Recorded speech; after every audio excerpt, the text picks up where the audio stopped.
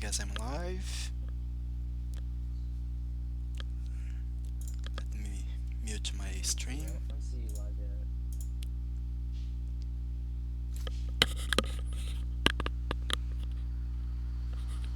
Oh, where's my Alright, there we timer? go. Where's my Okay. timer? Hold on. Timer. Oh, hold on. Live split. Oh, here it is. Okay, so I actually did a simple layout. Okay, I guess it's working. Let's see. Timer there. Top bottom there. Hello, J Duster.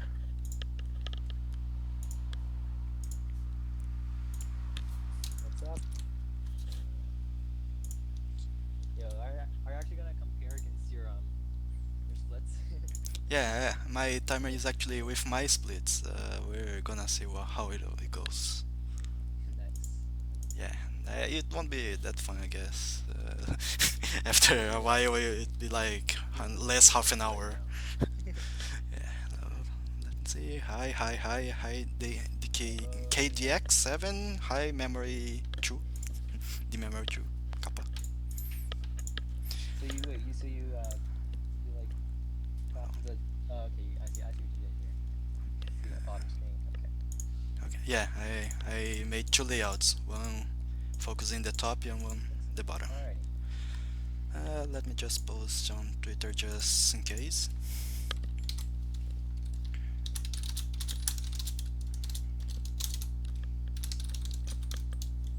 Partners in time.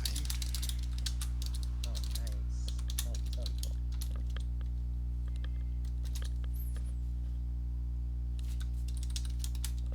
Okay, let's see. How many people are here?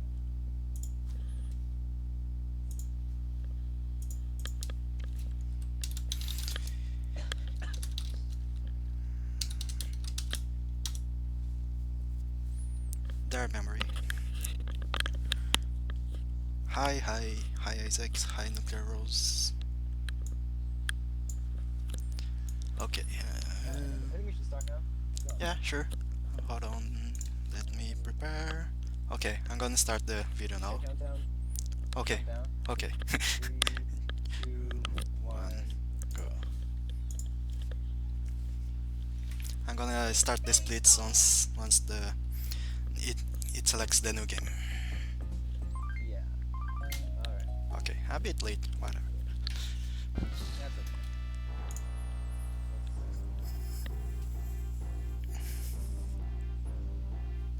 Hello, N-Man 36. There we go. I got chat. Okay, so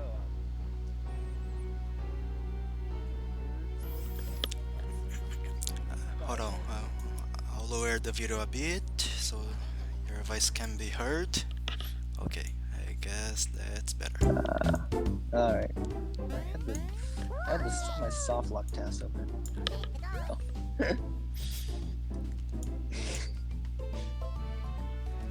Alright, where are we?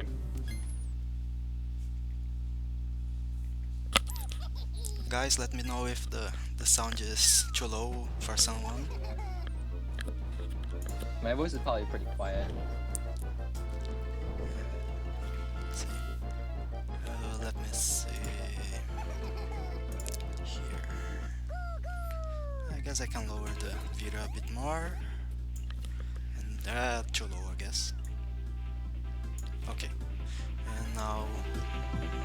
It's. This. Tell me when, like. Let's see. Tell me when,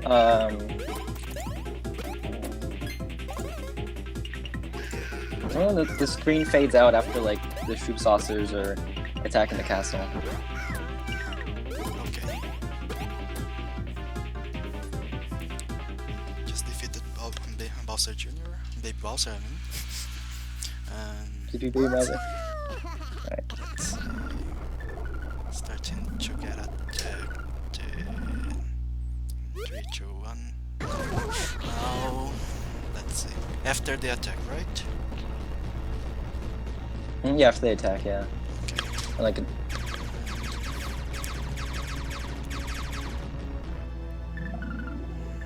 They just attacked. Now screen gonna fade.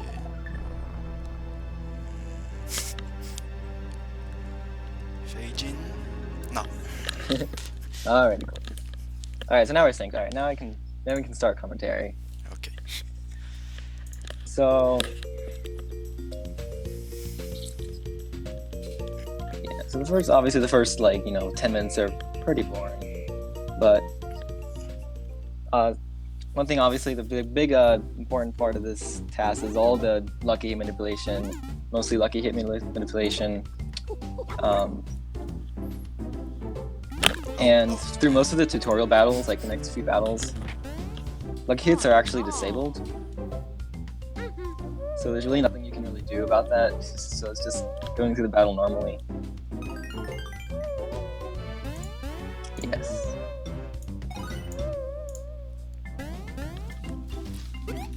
Let me know if I forgot to change screens, like I did before. Yeah. I don't. Yeah. I actually do that a lot while I speedrun, so Okay.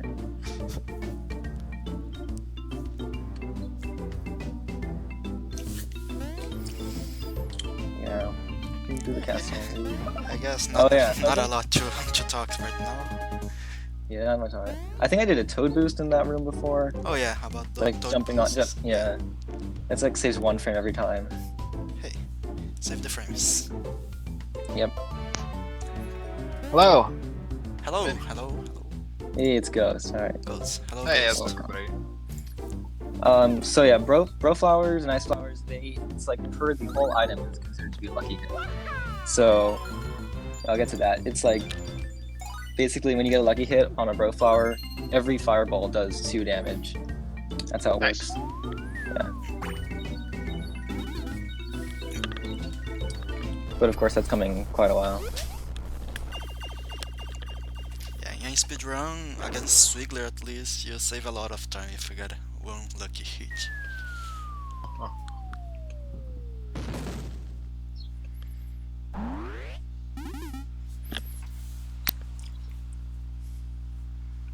Okay. So I'm gonna go tweet this out. This is going under? This is on Anime News channel, right? Yes. Yep.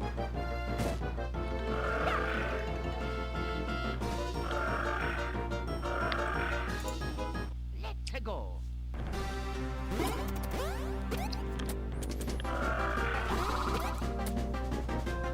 Yeah, so there's nothing I can do to speed up this fight besides just hitting all the counterattacks as quick as possible and the action commands.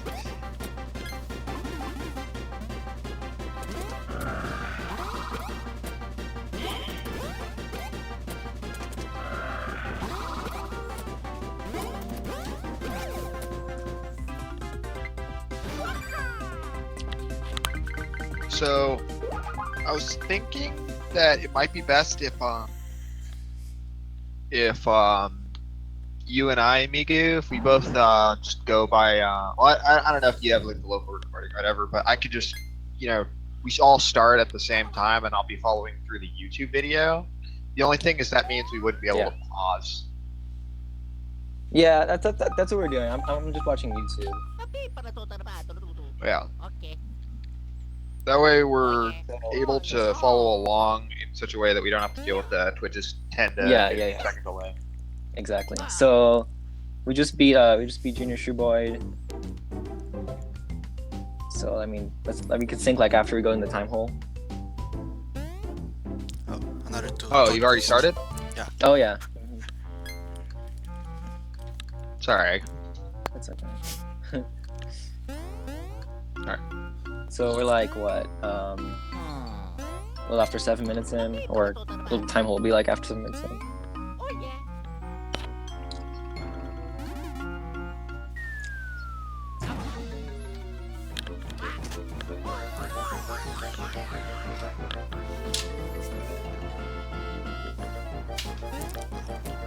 I'm gonna pull it up right now. We're just at the start, so it's all good. Yeah. So you just entered the time hole. Uh,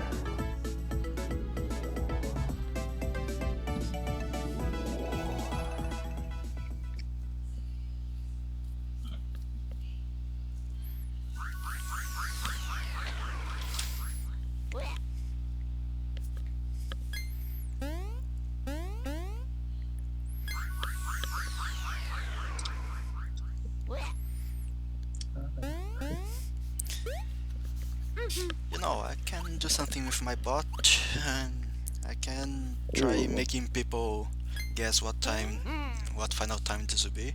I don't remember if my bot is working correctly, but I All can right, try. cool. Nice. So at what part are we just Okay, still awesome. talking to stuff all? Yeah, we're still talking to stuff. Well, I'll tell you when we like leave the next screen. Okay, I'll set Yeah, my we just time open there. stuff well. Yeah.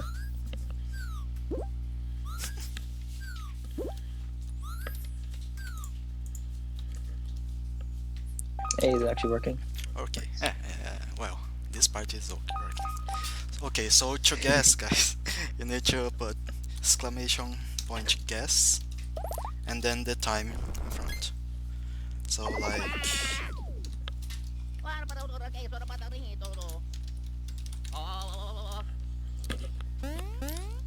something like this to guess a time. Just let me know. Okay, talking to Luigi. He's crying. All right, and he entered the next room there. Okay. It's coming up. I guess is the first few like important time-saving things I do.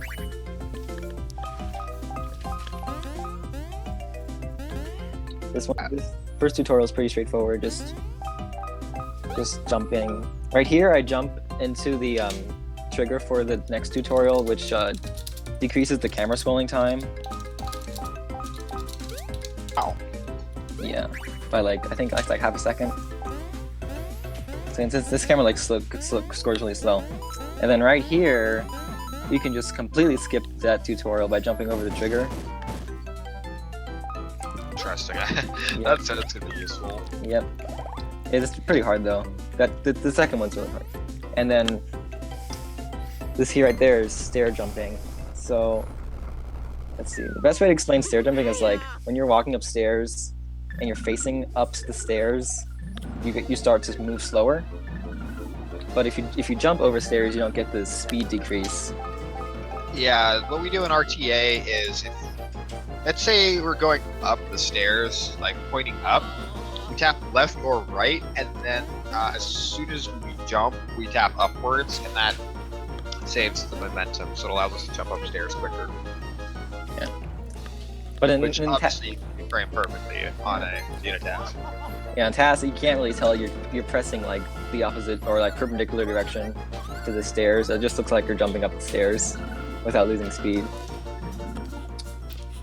And this works on every Mario and Luigi game, as far as I know. Yeah. So right here, it looks like nice. By the way, a little fun fact about that skip on tutorial. If you skip, hit all the blocks, and then go back to that area, you soft lock. Yeah. Yeah, that's how I did. That's how I myself like that. So here, since we upgraded POW 3, you can defeat the Shreedlets in like 2 hits. It's pretty important. Since the lucky hits are disabled in this battle, and also it's faster to get hit there. Okay, good to know. Yay. And yeah, so I won't upgrade POW every time, and we'll get to that later. Luigi!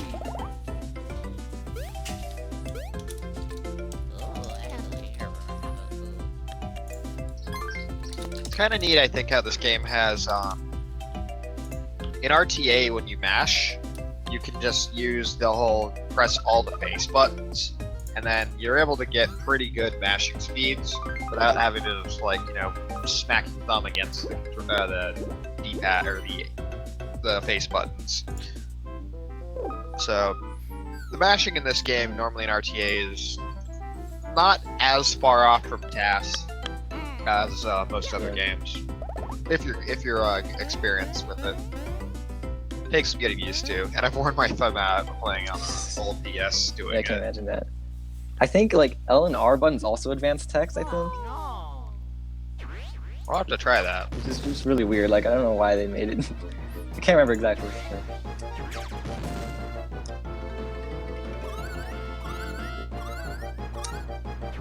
So, So- what emulator did you record this in?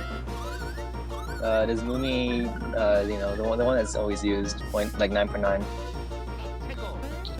I mean, like I think like that's been all DS TASs for like the last, I don't know, however long, dude, a long time. Yeah. So there was a Japanese TAS made in 2011, I think. For those who don't know, and it was pretty helpful to look at it for a lot of like strats he used. But he didn't know about like the money glitch, for example. So he in a college Ollie village, he like went to he like got a lot of money, and so got hard to compare to the TAS. Yeah. I think that TAS was 351.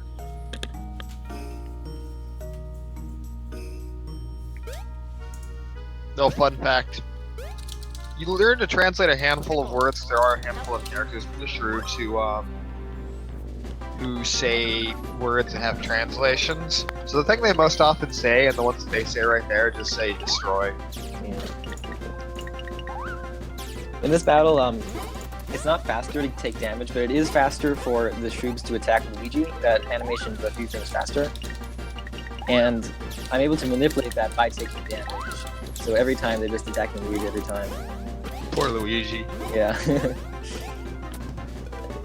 So the reason why like getting hit actually improves RNG, I don't know why it does, but it does advance RNG when you get hit. I don't know why. But it just worked out that every time it got hit, it would attack Luigi.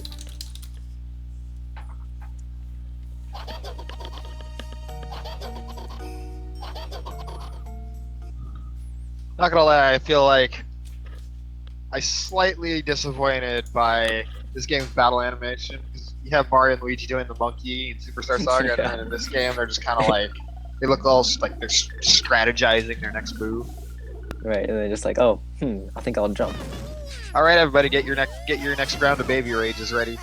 That's right.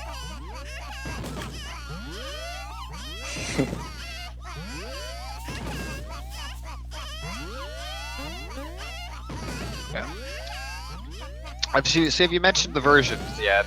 I mean regions, Oh, I should yeah. say. So, So yeah. The US version is the worst because it has much higher boss health, especially like the final boss has what, like 2,000 more health or something.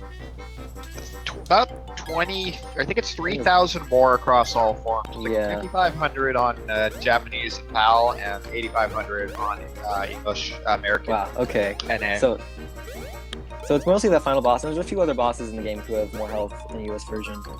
Yeah, I think Kamek has 400 in Japanese and 250 on English.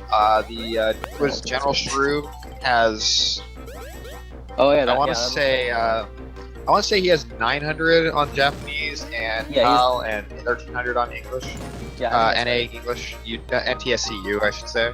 Yeah.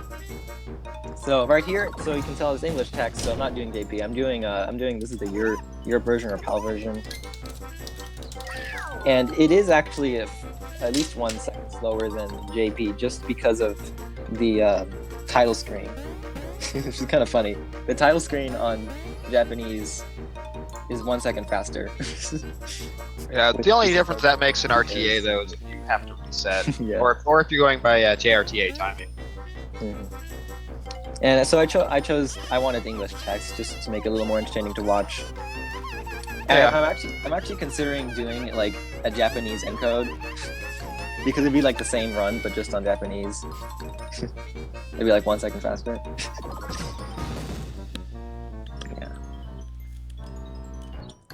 And so there's one more version difference too, which is the automatic attacks. And so there's a few bosses who, if you attack them, even if it's not their turn, they'll do an attack.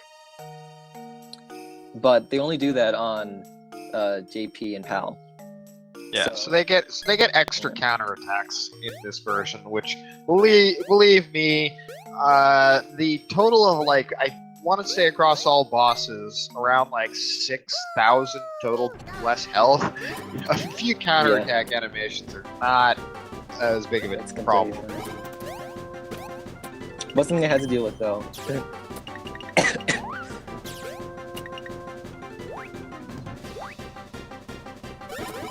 So for a while, I thought on this fight it was actually impossible to get to finish a shroom off with a single shell, but it just turned out I was just bad.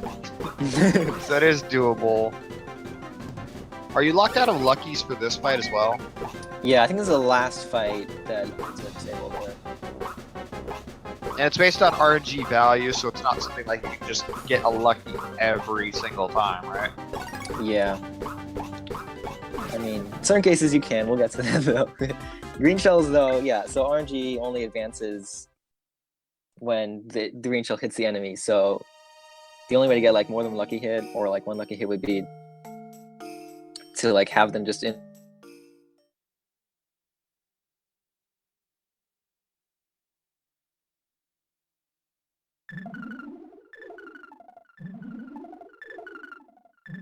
Sorry, have them just do what? You cut out for like a good 5. You cut out for a good like 6 seconds there.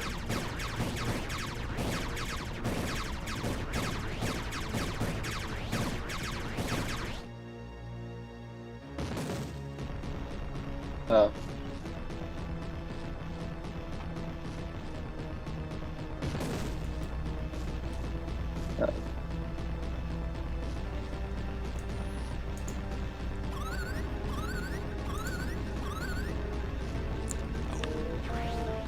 Are you better? Okay. Yeah, now, so now I wasn't Yeah, picking okay. up any sound. I wasn't picking up any I'm sound not- on my end either. I don't know what this problem was. Okay. So actually, it's funny. In the first Baby Bowser fight, lucky hits are actually enabled, which is I don't know why they did that, because it doesn't even matter. That fight ends after 4 hits, no matter how much damage you do.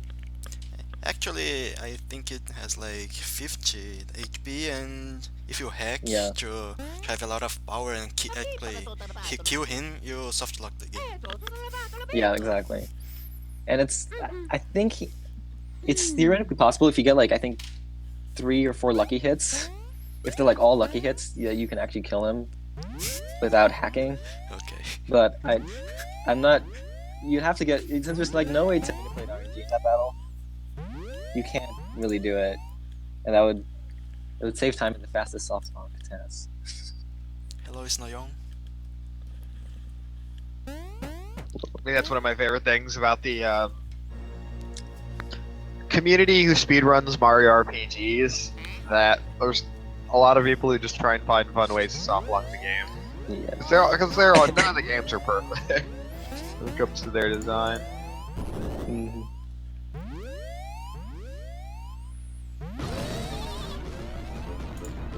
Like this game doesn't have any like huge breaks or anything, unless I don't know. I mean, Space Escape is big, but it's not huge. But it still has a lot of really small stuff, especially in the second half of the game. It also helps that in this game you can go infinite on a lot of the bros attacks, which even in an RTA setting is nice because it means that if you're really, really good, you can kill bosses extremely quickly.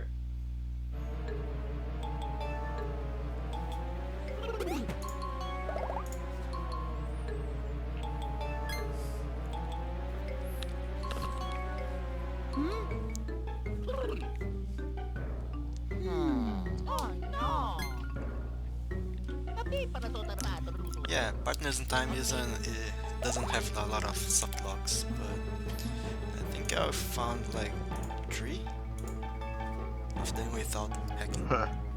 Something like that. Yeah, miraculously, this game has been able to stay relatively intact in terms of glitches and exploits. Its speed run is one of the quicker ones. Oh man, those Yeah, jumps movement. are, The are jumps, insane yeah. looking. Those jumps are cool. Yeah, I'm Really- Migu, by the way. Yeah, I'm Ghost King or Ghost King G1. I'll say hi in chat. Hi. Hey. Like Superstar Saga and the 3DS games are all super busted in terms of glitches that you can go out of bounds, do all sorts of crazy shenanigans, and make skips. This game has some skips, but it's been relatively close to glitchless. The only glitches that I am aware of, which there might be a few more ones in this task, but the only ones I'm aware of and use in RTA are an 80 frame cutscene trick that I kind of randomly discovered in a run, and money glitch, which money glitch is pretty big, but it doesn't like disrupt the order of the game, like, you know, sequence breaking and all that.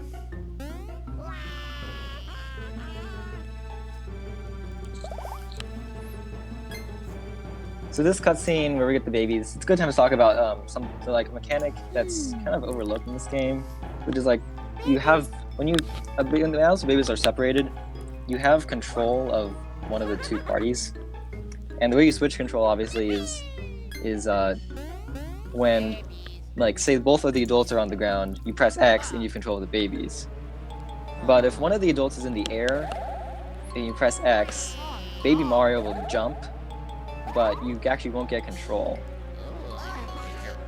And so it's interesting, you can actually kind of be controlling the adults but have the babies jump. And or you could do the opposite, and there's a few other, so that comes up a few times throughout this at the run. There's a few little time savers and all of that. So you don't have to waste time switching control over to them while the adult bros are required to advance the game. Yeah, so these blue switches, whenever you go on them, you walk to a certain place on the switch, which is usually like a little below the center of the switch. So the fastest way to do it is by jumping directly onto that place. And you can see I don't quite do it the first few times. I'm losing a few frames on these switches. That one was a little too high up, I think. I don't know. I'm assuming this was just early recording and then you found a faster strat later. Yep, exactly. There's a bunch of strats that I found, like tiny, like frame-saving things that I found like in the middle of the task and didn't want to go back and, you know, save 5 frames before. So here is the first time where I really manipulate RNG. Whenever a battle starts, the RNG like value is reset, and then a new RNG seed is chosen, which is based on the in-game time. So what I did here is I waited on that last text box to start the battle at the right time, and that gave me a completely different seed than I would have gotten otherwise. So, and that seed will allow me to get a lucky hit later on in this battle, and you'll see that.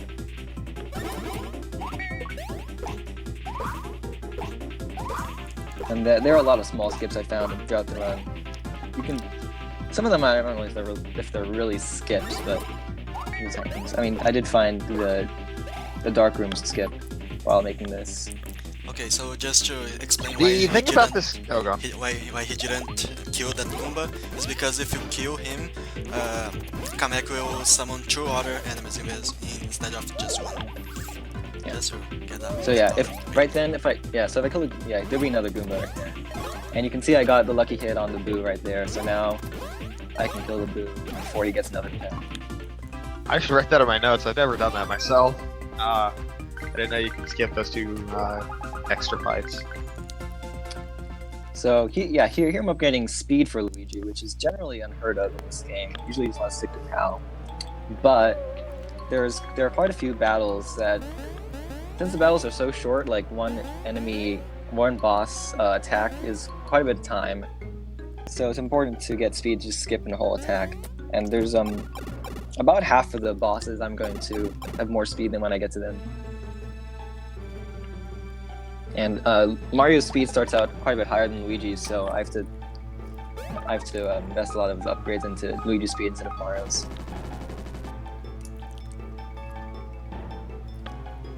So what's the frame rate on this game? Is it 60? Yeah, 60. Well, I think like all DS games are 60.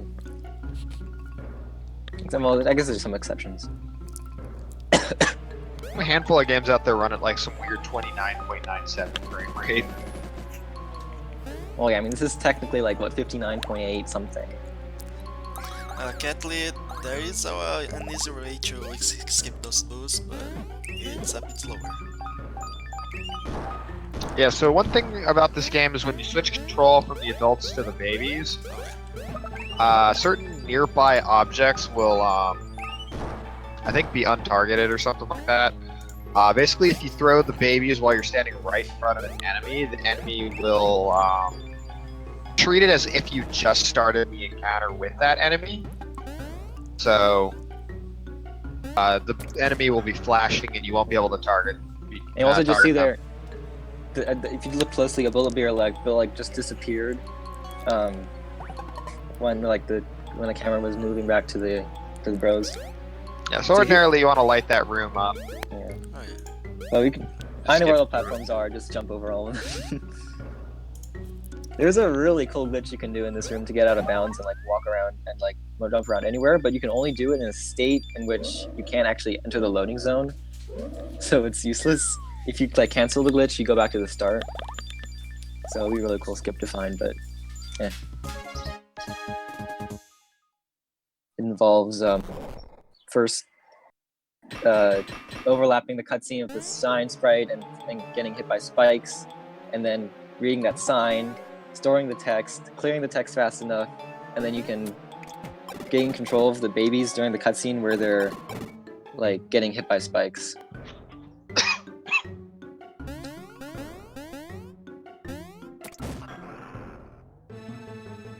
So it's kind of sad. This wasn't quite a sub 30 Bowser's Castle. Maybe it is RTA. Let's see.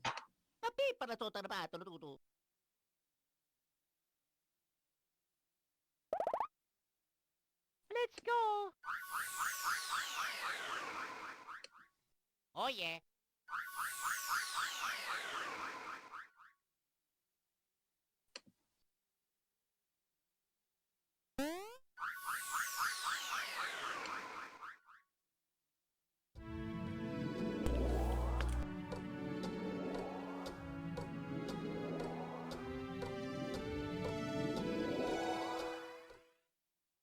Yeah, not quite sub 30.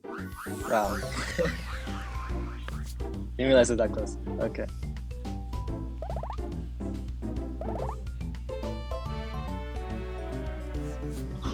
You just jump right through the toad. That's that. You just glitch right through him. Yeah, I'm not quite sure how that works. Possibly when the two bros are connected, Luigi hitbox is different or something. Generally, like I think like only really Mario counts for collision usually. Except for, So- I would assume, with enemies. Well, yeah, with enemies, it's weird. I don't really know. It's possible they have, like, maybe the same hitbox? Like, one shared big hitbox? Yeah, maybe. But that would mean that that would mean that only Mario would be able to get staggered before battle. I don't know.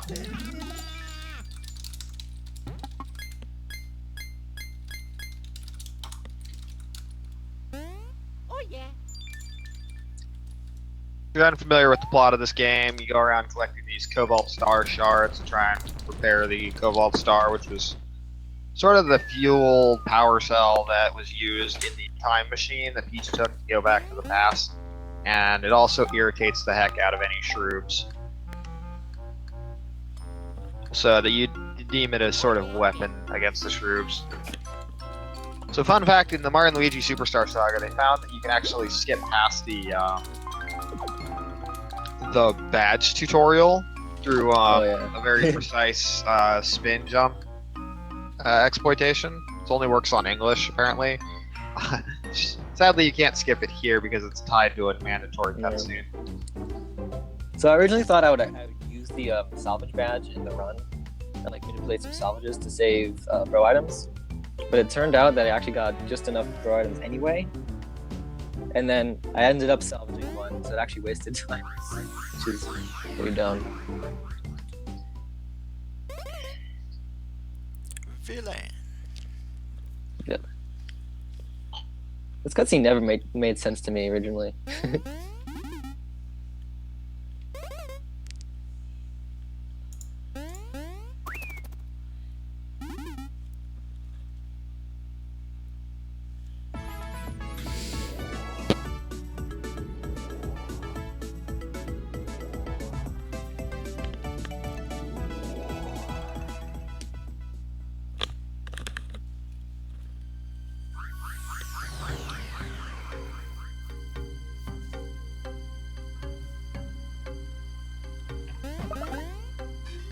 We get our first bro flowers, 6 right there, and bro flowers and ice flowers are going to be the main attack used throughout the run. They're abused. Yeah, before we get really to the nitty gritty of the flowers, if you ever played the game, you mash an input A or B, and then you'll hear a little ping, and it'll switch control over to Mario or Luigi, whoever you aren't controlling, and it just goes back and forth. And once you sort of mess up, as in you press it too many times with the wrong bro, or enough time elapses, it ends. But in a TAS, you can do that perfectly, and yeah, it lets you do some pretty special things. Mm-hmm. Yeah, so not only can we do it perfectly, there's a bunch of other. We'll watch it and see what's going on.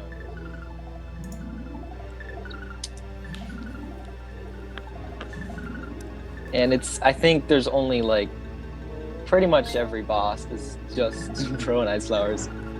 I guess that kind of sort of about it. Yeah.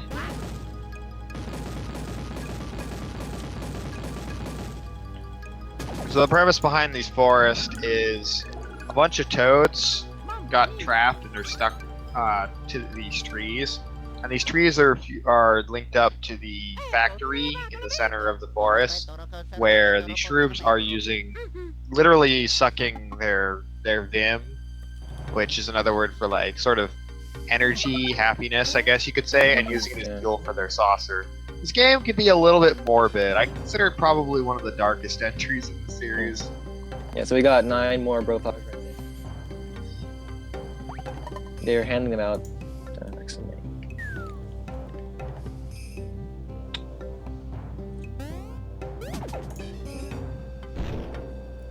So this little, I don't know, this is like a little puzzle-ish thing where you have to hit the fires. You can make it faster by standing near to the trunks to decrease the camera scrolling time.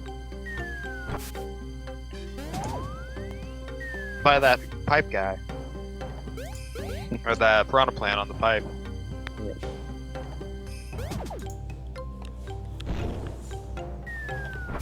You have to take the corner like really precisely.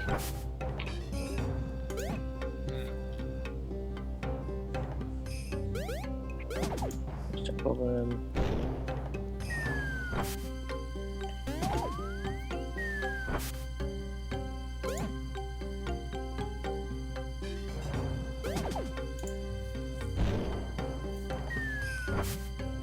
Oh, you're doing the screen switching.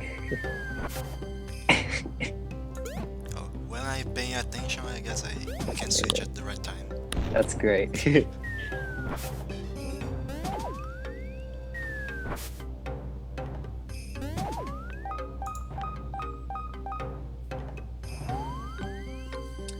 Oh yeah, I forgot about that memory. That's right. That's another reason why JP and Pal are used.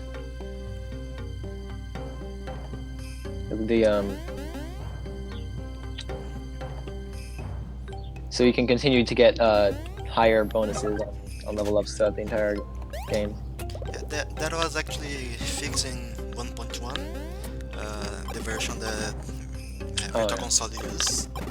But the boss's HP is still the old one. Yeah, so the nice thing is beginning with this game, stats are completely under your control. In Superstar Saga, it's as according to runners of that game, it's practically just unmanipulable, and you'll just get rather random stats. So they don't even try. I like the swag move where you just type and never trigger the encounter. Well, yeah. Yeah, it's also just faster to get out of that stump before going through the loading zone, because it decreases the time of the loading zone. Like if they're in the stump, they'll take longer for the loading zone to occur. I don't know. Snoyon, I explained that badly. Luigi's wheel is one of the least RNGs. It always starts at the same place, so if you time well, it's like you And can... Paper Jam has no wheel whatsoever. Partner's time is like the second easiest to do it. Yeah, it has a Right pretty consistent timing. About This this we do in walking. RTA. Bowser Inside Star is also not that hard, but it's a bit harder than Partner's time because the wheel is longer. It's bigger. And whatever. warp back to the start, bang the spikes.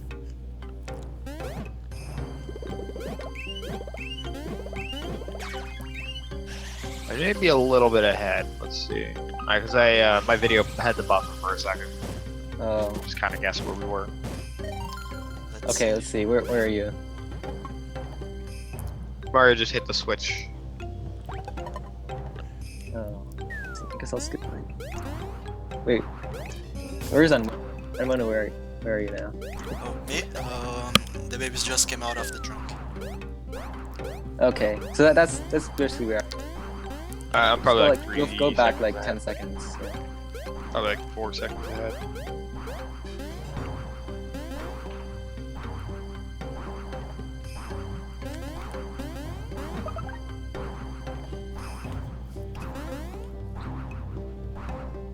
Yeah, so on my end, you just hit the pipe to get the babies back.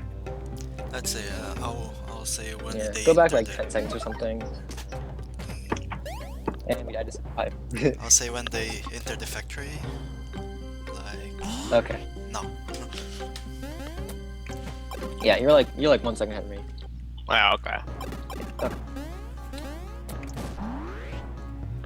So a bit of an interesting detail about the Hammer Bros here. So on English, they speak in read speak, and in Japanese, they speak in katakana, which is a type font which they mainly use for things like loan words. So whenever a character speaks entirely in katakana, it's to show that there's something about them. In this case, that they're, mind controlled and speaking like robots. Which usually, the way American versions translate this, is they translate everything in all caps. But I think it was nice that they went the extra distance and had them speak in some sort of silly weed speak instead. Here we get to see the first use of bro flowers. Just a little taste of what you can do with them in TAS.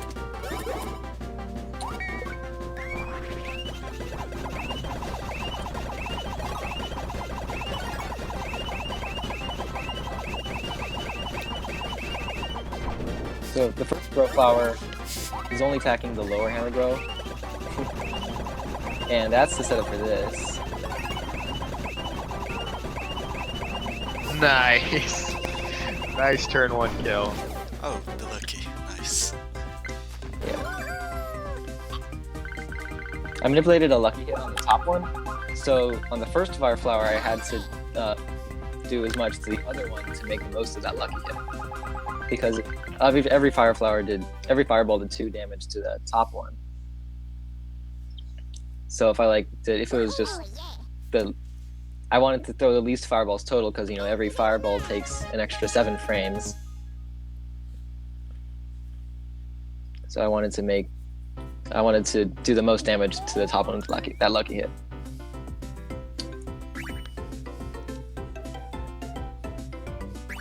I think on the American version they have like 100 something health, but in this version they just have 90. Yeah, I think that's right. Yeah. You really start to see the health differences, I think, once you get to Kamek, because I think Swiggler is actually has fewer HP points on English for some reason. Yeah, there's a couple bosses who have less on US.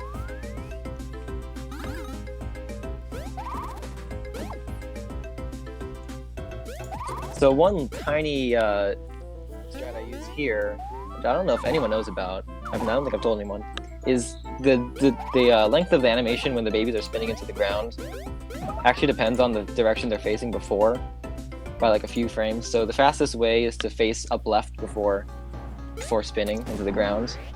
Huh. You use So- that input fairly frequently, so that's an interesting little time Yeah. save. So If if you you can watch- consistently get it out. Yeah, if you watch fast enough, you'll see me like press up left. It's kind of hard to do, like to press it like in RTA. If you have to like press it like quickly without and ending, you have to end the input on up left. So you have to release up and left in the same frame, which is kind of hard to do RTA.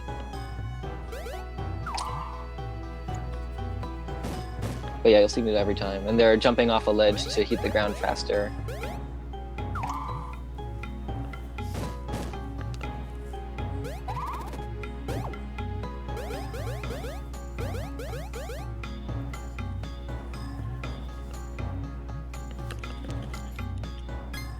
This one was interesting to me when I saw that you could do this with TA. I used to think you had to kill these guys with a hammer, but you don't. You can actually switch to Fire Flower as soon as the Hammer Brothers walk off screen.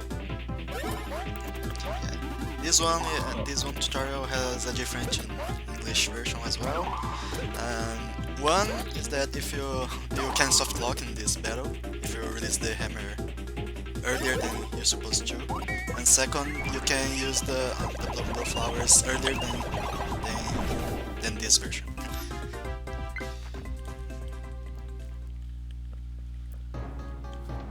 Yeah, so I could have manipulated a lucky hit on that battle too, but it's just not worth the time because it's such a short fire flower. It would save maybe 3 fireballs or something, or maybe more, maybe 5, and it'll take more time than that to manipulate the lucky hit.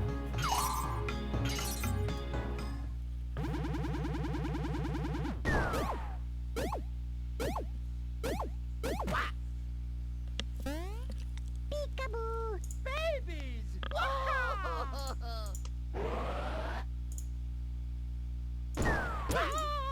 Let's go. Okie dokie.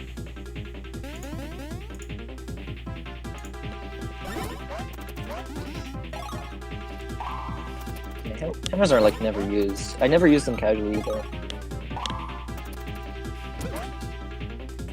I think they do a little bit less damage than jumps, unless you're fighting a spiked enemy. Yeah.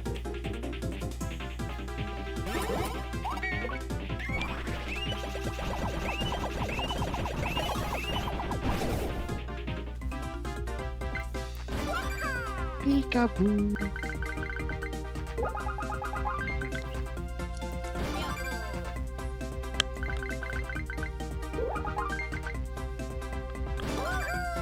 So speed upgrade. The babies will just go for POW because they're never gonna. Their speed doesn't ever matter because they're not gonna be fighting bosses by themselves after Hammer Bros. It's just with the adults. So their speed doesn't actually matter. The only stat that matters for them is POW. Make any difference for them? Does like that increase the chance of a lucky? Yeah, it does, but that wouldn't take as much time as like actually increasing the amount of damage they do. I mean, Yeah. it's possible but- that it would be faster. You'd have to like really calculate exactly what RNG you're gonna get, which is something I could do. I could have done, but I didn't. Plus, you can manipulate it lucky, so it's not really as much of an issue. And also, like when you're using a Bro Iris flower, the stash pads looked at as the adults, not the babies. So the only time it would matter would be like during a copy flower, or well, that's the only time in this run. So I assume you move the adults there to get them away from the Lacopod, or whatever it's called. Yeah, this is a really annoying part because like depending on what frame you choose, that completely changes their movement, the enemy's movement. I've triggered so many encounters on the screen. Yeah, It's this is- ridiculous. I think I spent like a few weeks on this one room. Wait, what just happened? How did you hit both switches? Or did I just like miss something? Where the babies hit the 2 switches. I swear it looked like the baby know. only hit 1. Maybe I just wasn't watching. I mean, It is a little Yeah. bit weird because the streams and recordings of this game encode at 30 frames per second. yeah. So the buttons, which are normally flickering every single frame, you'll either see them completely there or not there at all. Yeah, it's kind of dumb. There's a lot of 60 FPS animations in this game, so a lot of things won't be seen the right way.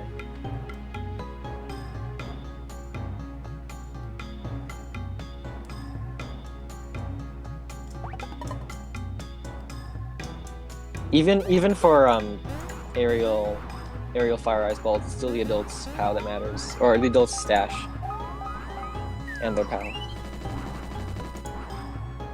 Although actually, it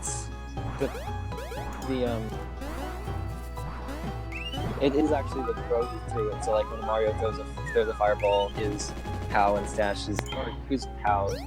The stash. Okay, the stash is it's the throw who selected the attack stash. That's what matters. And for when's actually throwing the fireball, it's the bro who threw it, and it's gonna be the adult unless they're not in the battle.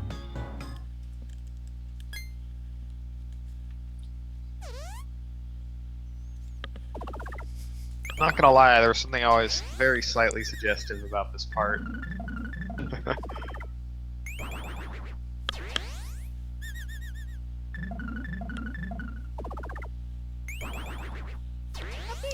This part's one of the few little cutscene breaks you get in the run of this game because there's no text boxes, so you can basically just start this in cutscene, grab like a bite of your snack, or quickly use the restroom if it's close enough. Alright, here we can start to see more of the power of bro flowers. I believe there's like a frame or two where you can hit both hit the cloud twice. Ordinarily, you hit it once and it recoils and then tries to hit you again. But you can hit it so where you get both hits in a single hammer strike. So right here, I'm manipulating the fire flower to only hit Squiggler. And throwing a lot And of the fire. lucky, of course. It's about half damage. Yeah. Yeah, so here's this is exactly absolutely not RT. This is not RTA viable at all. No. Yeah, you can't expect to hit the Swiggler this many times. Yeah. Nice. The most fireballs you can. There we go. Nice fight. Such a nice battle. Yeah. Easy. The most fireballs you can throw in one attack is 74 usually, depending on the RNG. It can vary a little bit, but usually 74.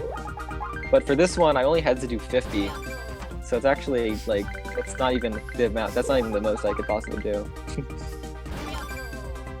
I had to do 50 each turn, and each fireball did 2 damage, so that's 100 total damage per fireball. See stuff like that because this fight takes like upwards of 6-7 minutes. Yeah.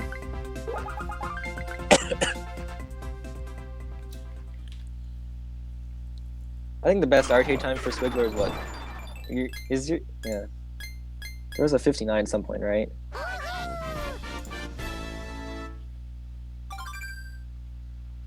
You've gotten sub 1 Squiggler before, right? I actually not sure. I don't Not sure? remember right Okay. now. Well, either way, this is what? 51? 54. Yeah, it's 50, yeah, our task timing is I guess 10 seconds longer because the tiles can 10 seconds.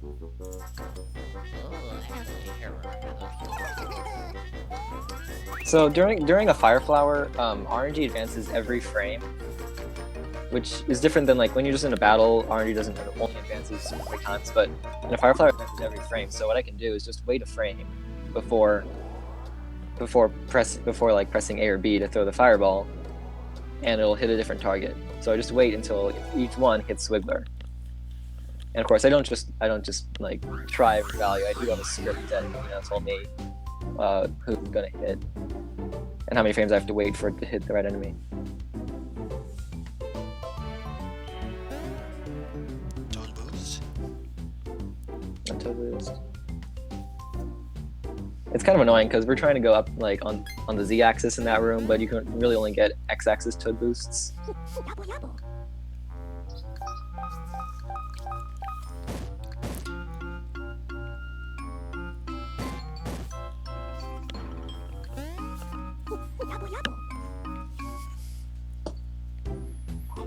So right here is the infamous money glitch. Oh, or will it? So right here, I'm actually not going to money glitch. I'm Oh, just going to buy two ice stars and leave. I will do money glitch later. okay. Yeah. This is where we do it. This is where we do it in RTA. So, Yeah. suffice to say, I won't get to explaining it, but it's basically a frame perfect trick that involves selling something for way more than it's worth. Yeah. So it's only I think like a second faster to do that shopping trip because I need those two ice flowers. One will be used on Kamek, and the other on the first Archie Schruber in Noob's Belly. And I think it like takes 14 seconds to do that shopping trip, and those two it's only the using ice flower only saved like what 15 seconds, I guess. It was really close.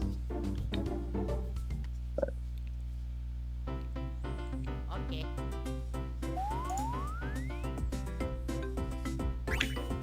It wouldn't be a Mario and Luigi game without a forced tutorial. Yeah, so many tutorials.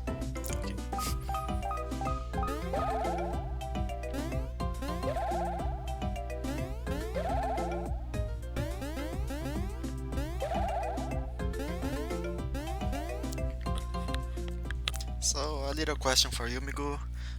When you're using the spin jump, is it as fast as walking? Yeah, so spin jumping is the same speed as walking. They're both the speed of 2. But it obviously does take time to go to the spinning animation. So generally it's slower to do that. It's actually quite a bit. Like I think it's almost a second getting in and out. And so here's one little strat I use: tossing the babies onto a platform because it decreases the time it takes for them to hit the ground. So you went to the right bookcase and then up. You took two spin jumps instead of just one. Turn. Yeah, it's kind of funny. I don't sure why I did that. And looking back, I think I could have done everything. There's a couple there's a few dumb things in this task. Okay, just curious. I remember trying to do it the faster way, and like not succeeding for some reason. It's just strange.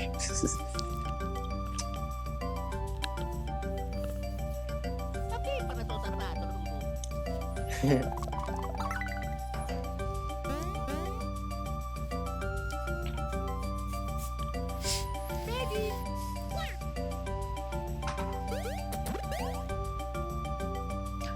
Kind of little thing to note: this cutscene is actually entirely automated.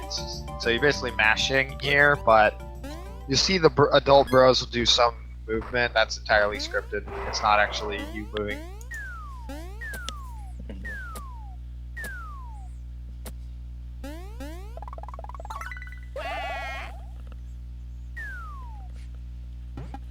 Let's go.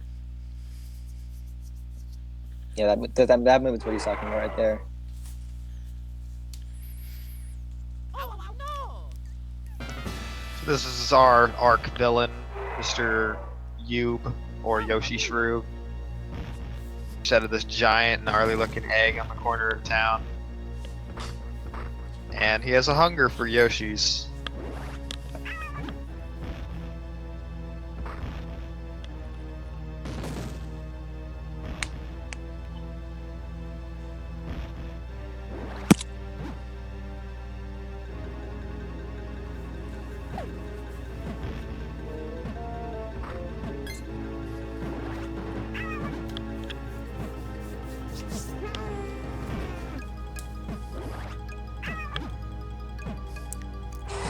Shrosa.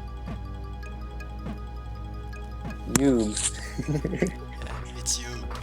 Yoshi plus Shrew. Shrosa. Well, close enough, I guess.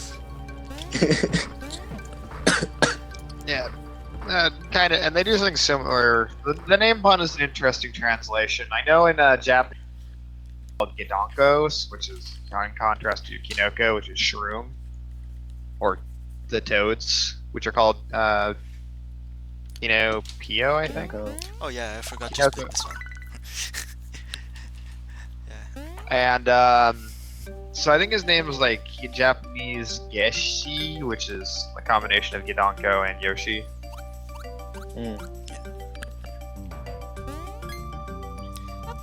So I usually forgot the split because I used to not have this one.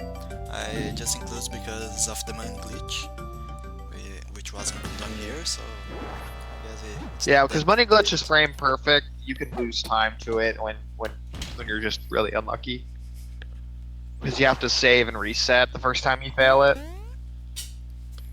Which compete with Animanu's PB because he got it second try for the first glitch and then first for the second because you do the glitch twice. There is a bit of a audio cue, I guess you could say, but it's so precise that you can't 100% get it consistently.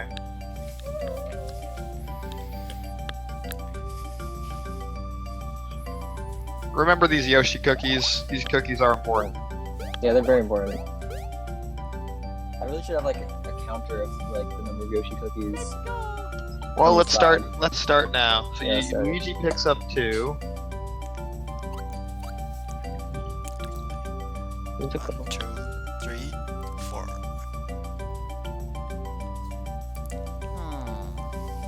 Okay. He picks up No, 4, 3. feeds 1 to baby Luigi.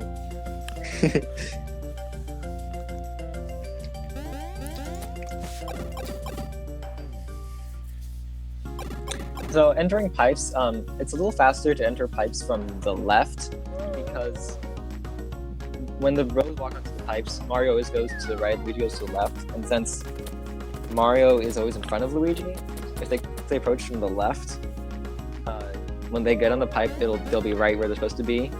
But if you go from the right, Mario will get to his position, but then Luigi has to walk all the way across the pipe to the other position, to the left. So yeah, so I often like approach pipes from the left or from the bottom left or around there. So it's debatable if this is a glitch. I think most of us just consider this a skip, but there'll be a few platform skips in this area that save us from having to hit all the switches as intended. So we'll get to that in a second. Yeah, first there's a little tiny time saver here where I press Y to have baby Luigi spit while the adults are moving. I didn't know that was possible. Yeah, they're in the air, so like if you press Y, it'll work. So that's the only thing you can jump, and that's like the one other thing you can do is spit while Minimize animation time. Yep. You can do anything that anything that's not an action command, anything that's like on the first level of action commands.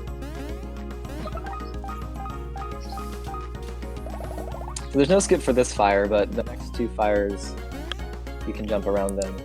Yeah, for this first skip, it was quite interesting because both me and Mug found it independently. Oh yeah. There's actually a Different ways setup to now do for it. this first skip, but of course this way is faster. Yeah. Yeah. But also there's a way that you can get it 100% by going to a specific position on the topmost wall, and then spin jumping directly, like with 1 down input, and you get it every time. Yeah, I found that setup, and it's because Aura Biscuit asked me to find one, and I guess I found it. This one, there is no Same. setup, but There's a very slight Fast setup, just but it's jump and go. really inconsistent. yeah. So your inputs for that are a little weird. You have to jump on the corner, hold left, and then push down to get it again. and it's quite a precise trick. I go for it every time because it looks cool, even though after a certain point it just wastes time. That second fire skip was fun by Mug, by the way. Yeah. Yeah, so if you're unfamiliar with Mug, I think he's popped into chat a couple times. He did a task for Superstar Saga. He's working on the new one now. It'll be exciting.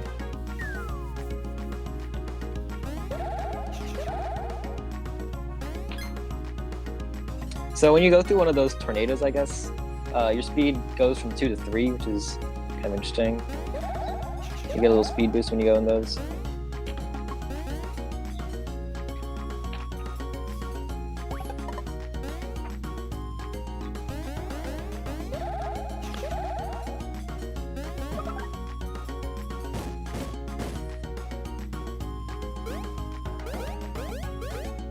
This enemy here can be a bit of a troll.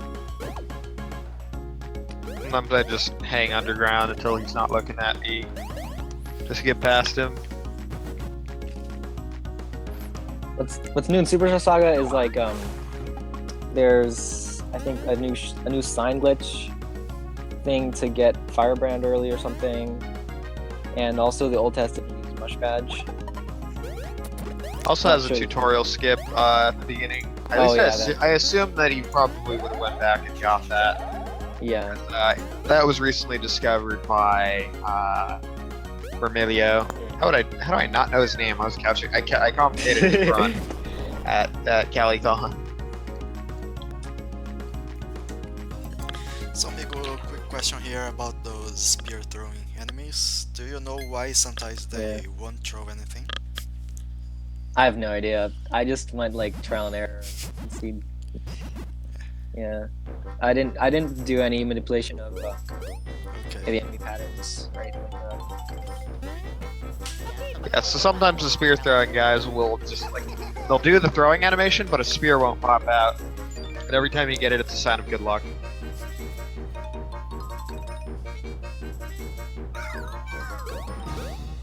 So Kamek, I think, has 450 HP, which is obviously a lot more than 200. So we can't defeat her or him. Pretty sure Can't it's defeat him in only 2 fire flowers. Yeah, it is. I was done before.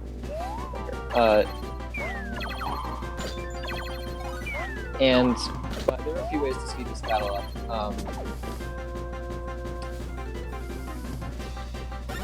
He got the first turn, but I'm gonna use an ice flower, and this is actually to get speed down on Kamek. And now his speed is, I think, 20, like 20 point something, and Mario and Luigi speed is both 21, so they're actually faster than now. So after this first turn, Kamek's gonna go last in the order. And of course, you're getting lucky hits once again. Yeah, so that lowers the speed, and you get an additional turn over Kamek. Mhm. And then with manipulated lucky hits, you can basically kill Kamek before you get Yeah. anything off on you. He does not get a single other turn. And throwing fireballs in the air is actually slower than throwing fireballs on the ground, so you can do a lot more damage on the ground than in the air.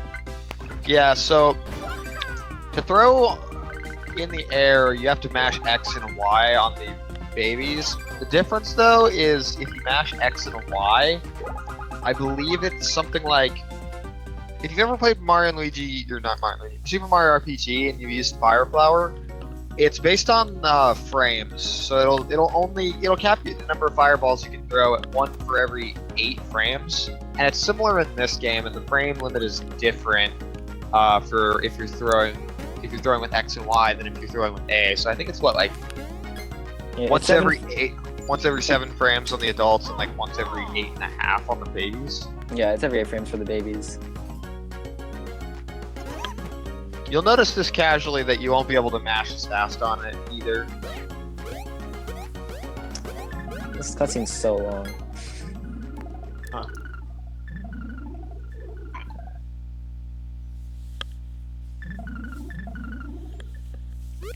So I'll talk more about that Kamek battle.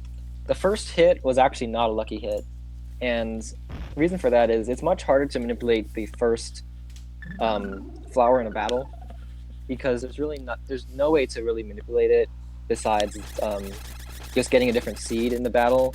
There are a few ways other to manipulate it, and I'll get to that later.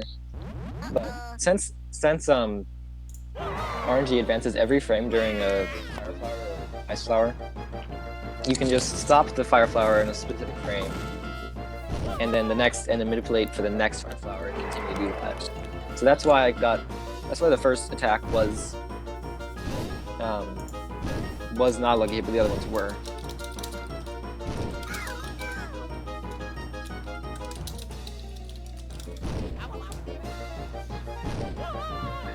Gatly Nat keeps changing your guess.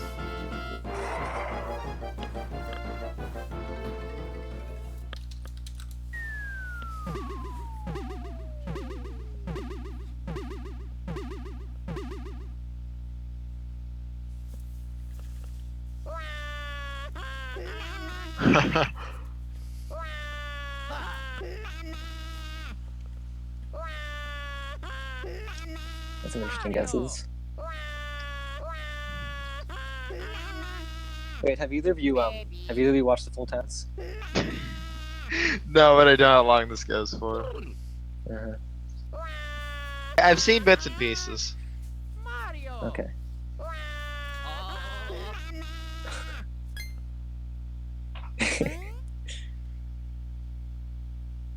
Babies. Okay. 2 other cookies. Oh yeah, so get 3 cookies, giving 2 away. Ah. There's only 1 left.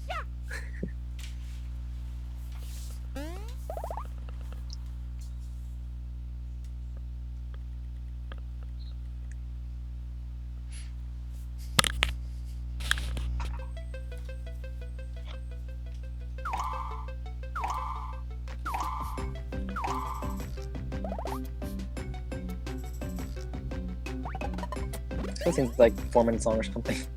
Alright, there we go.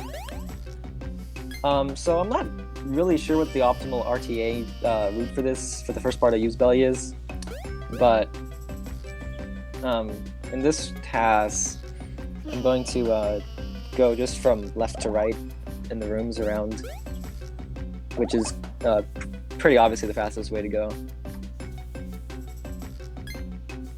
And there's no option to get even though ice flowers start to be available in Use Belly, there's no one available until before this room. So that's why I had to get the second ice flower in the shop. And the reason why I need to use an ice flower instead of a bro flower in this battle is because the Archie Schubers are weak to ice, so it does more damage. So any particular reason you go from the left to the right here? First of all, you start on the left side of the room after talking to that Yoshi. And also, I want the last room to be the one on the very right because that's the one with the one where you have to shoot the saucer. And it's just annoying to walk all the way back to the Yoshis, because when you finish that room, when you kill the Shroob in that room and rescue Yoshi, you get automatically warped back to the middle to right here.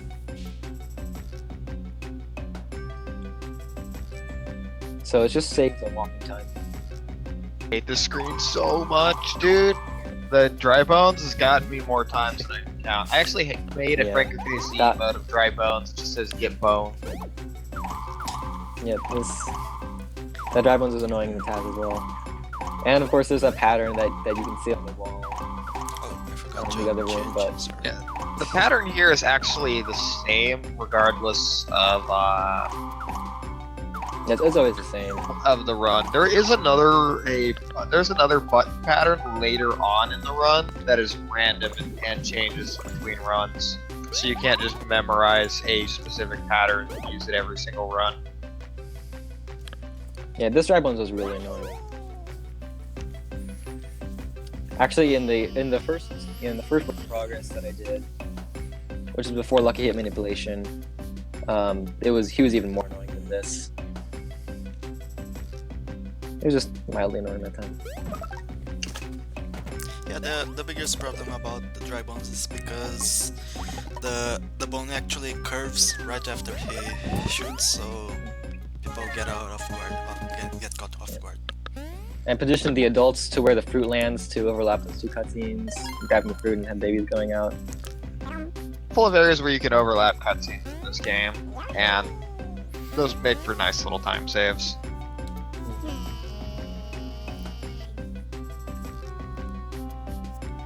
So the reason why I'm not sure if this one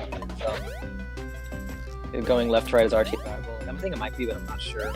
Is because you have to do the first fight with only the babies.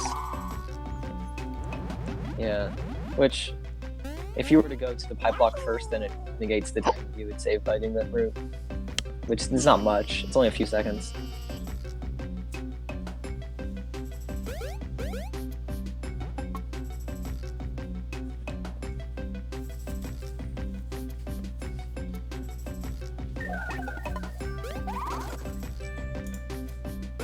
And this room is also really cool in TAS.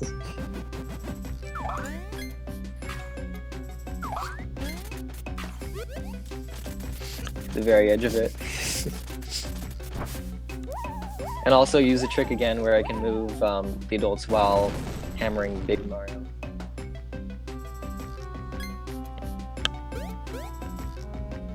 Let's go. Off doggy. Not sure why I grabbed the babies every time for this part. For me, it's because if you fight yourself far, everyone gets experience. And so right there, I got hit, and that actually changed the RNG and gave me a lucky hit here. So that was a lucky and a critical hit. And yeah. For those who don't know, critical hits are elemental, so like whether they're weak to ice or fire, they do twice as much damage, and lucky hits also do twice as much damage. But if you get a lucky and critical hit, that doesn't do 4 times as much damage, it only does 3 times as much damage. Which is a little weird, but yeah.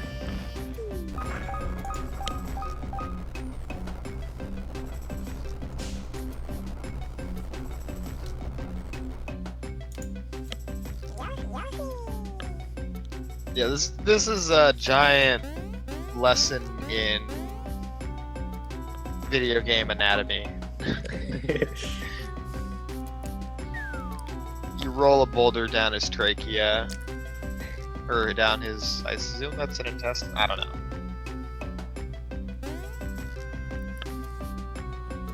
No, it's the luck hits do twice as much. It's not 1.5.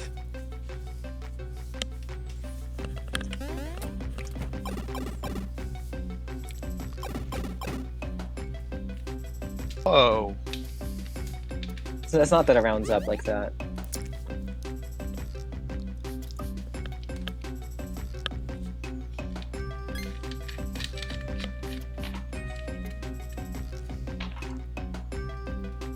Yeah, I guess there's a theoretical skip there. If you could get out of bounds in that first room with the spring in Yube's belly, you could just go straight to that pipe in the out of bounds and skip rescuing the Yoshis. But I don't know how we could get out of that one.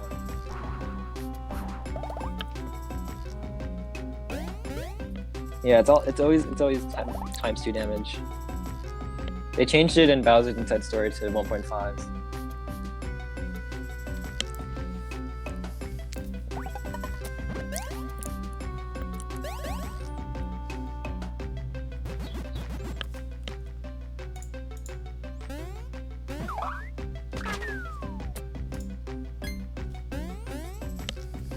Thankfully, you only need to knock 2 of these eggs.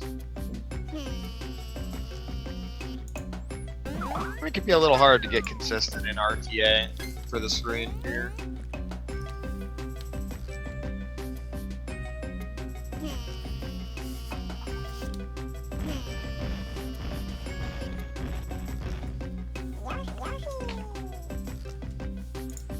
Pretty sure that in Superstar Saga, lucky hits only work on normal attacks.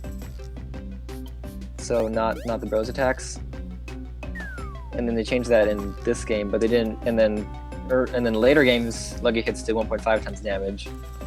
So this game, lucky hits are actually the best because you can use them on any attack and they do more damage. Yeah, fun fact: there's a little room on the lower side of the of his belly. You don't actually have to go there. It would be presumptive that because it's on the lower end, it's the way out. But you just see a bunch of Yoshis in that room. Like, this is it. This isn't how you get out of here. We got to find another way. There's like a 500 coin block in there, I think. Yeah, but we get ridiculous sum of money with Money Glitch, so 500 coins is actually not all that spectacular. I've noticed in all of my runs, I'm able to buy more items than Amanu does in his PB, and I still am fine on money.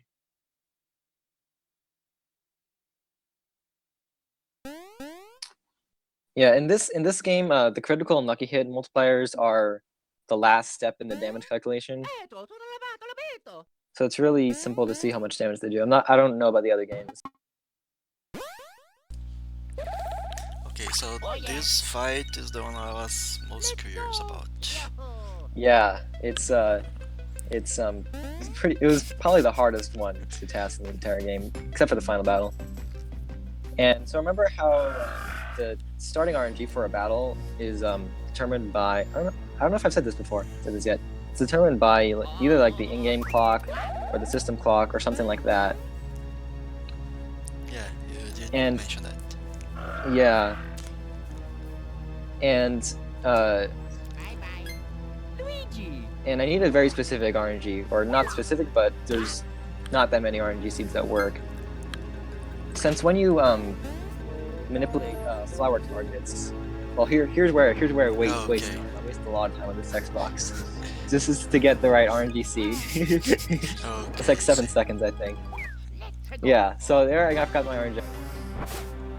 In And- RTA, this fight is very full of RNG. Yeah. So It's also in TAS, but what I manipulated here was for him to throw 4 eggs. And the reason I want him to throw a lot of eggs is because the more enemies on screen, the more frames I have to waste during a fire flower to manipulate the target, which means the fewer fireballs I can throw, which means less damage it will do. And also So if there were all 5 eggs on this screen, it would do less damage to Sunnyside.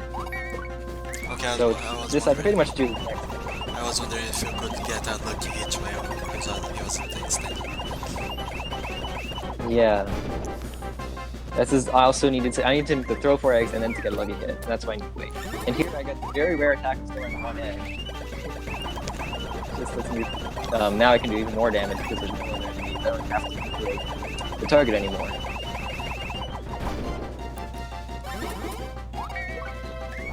Yeah, I didn't know that throwing 1 egg was possible until I was tasking it. It's kind of weird. that was fantastic. Yeah. Very nice. Swiggler and Sunnyside are the biggest RNG fights in the game, because everything else after them, you have attack switch and go infinite.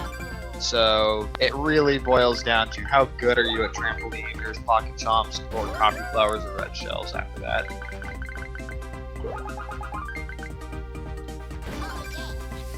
Yeah, so originally the strat I was going to use was him throwing 3 and then throwing 2. But then when I realized that 1 egg throw was possible, that was a fit faster. Yeah, normally what you're supposed to do is like kill enough eggs to have the Yoshis throw a rock on top of Sunnyside to knock him down to lower his defense. But that wastes too much time.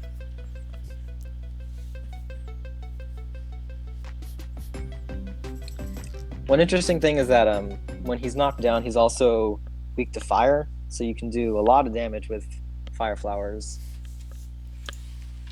But it just wastes too much time to knock him down.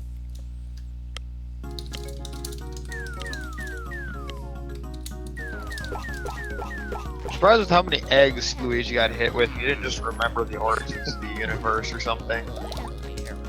Considering it takes 1 hit on the head for Toadbert to remember important stuff. Yeah.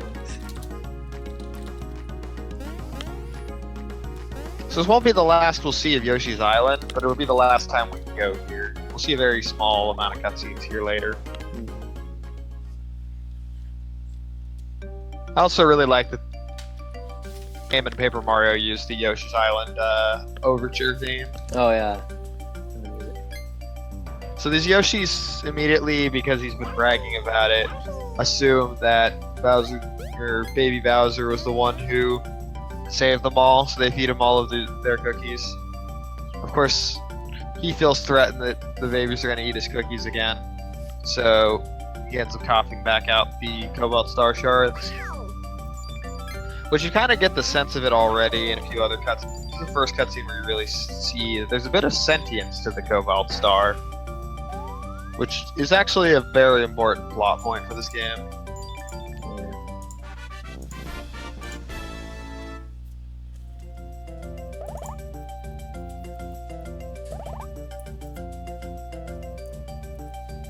So we need to go to Yoshi's Island to rescue the Cobalt Stars, but there's also another important reason we need to be Sunnyside. We'll see that Wow, soon. timed out. You'll see this very soon. Beating Sunnyside is what opens the portal to Shroop Castle. Even if you were to somehow skip Yoshi's Island and like go to Gritzy Desert and Star Shrine and beat all those bosses, the portal to Shroop Castle still doesn't exist. You have to actually beat Sunnyside to do that, to get through that. I don't know. And right there was like a time hole jump, just like a precise jump on the time hole and avoid going in it. Little fun fact, well, this isn't even so much a fun fact, anyone can realize is playing the game. You can unlock the time warp to the final dungeon at, what is it, right? It's right now. Yeah. This cutscene here. And what that Maybe does is it lets you enter it, but you can't get past the door because you don't have enough Cobalt Star Shards. If we could figure out a way to get in there at this point in the game, at least in a TAS setting, it would be insane how much time we could save. Yep. Basically go to final dungeon right now. You also need to get the abilities in order to finish the final dungeon. But yeah. So yeah, the two things we need to do to beat the game. We need to unlock that time hole, and get past the gate. And getting past the gate requires getting all 5 star shards. So that's what we have to spend the rest of the run doing. And unlocking the time hole requires beating Sunnyside. Oh my gosh. Nice luck. I'm not getting lucky. Oh, I gotta I've been say, timed out twice. I think the chances of getting timed out is like 41%. Kappa is more likely to appear than the others.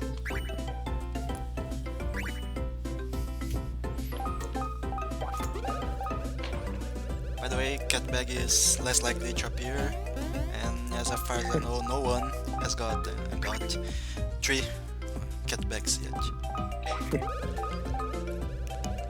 So rolling goes to a max speed of 3.5, which the normal walking speed is 2, so it's almost twice as faster. So it's going to be used a lot to just make movement faster. But there's a lot of downsides to using rolling.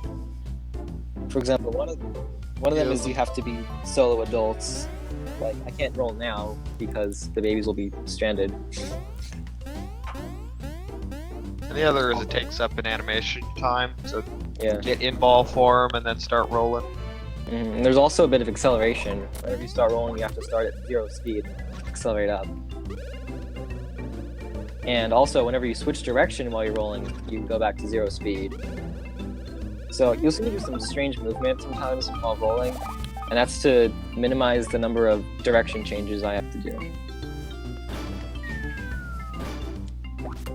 So there's some box movement, I guess you could call it.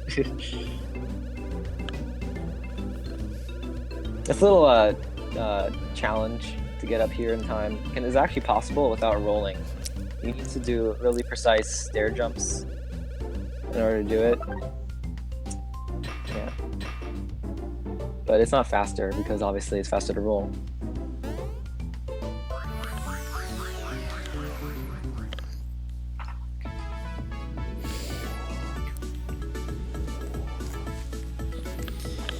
Ah, Gritzy Desert, the one place in this entire game they borrowed from Smash, or they borrowed in Smash. This song is actually in Smash Brothers Brawl and Smash for Wii U, I think.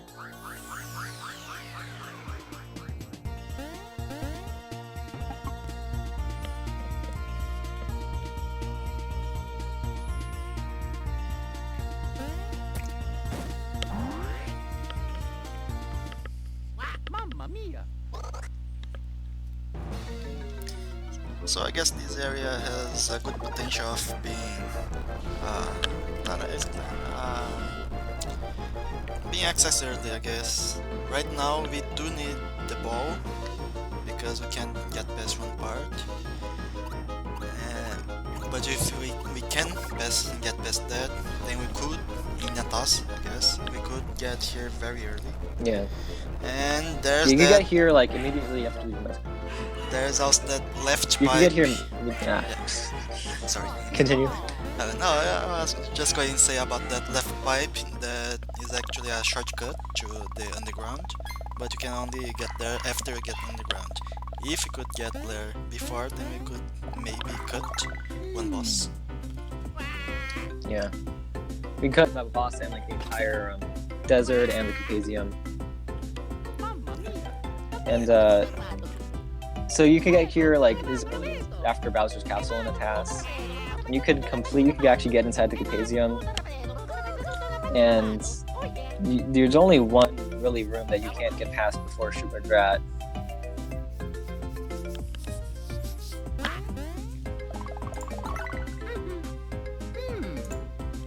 I like this ridiculousness of the background in this Oh my God. background events in this cutscene. Luigi! Most more games have the kind of sense of humor that this game has. The entire series is great.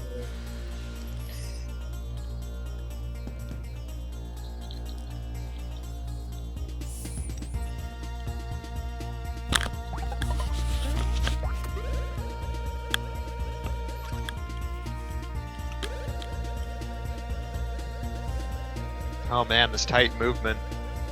Mhm.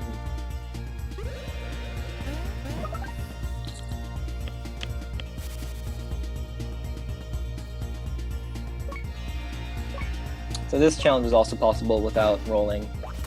It's a lot easier. You can just have done an RTA. It's easy.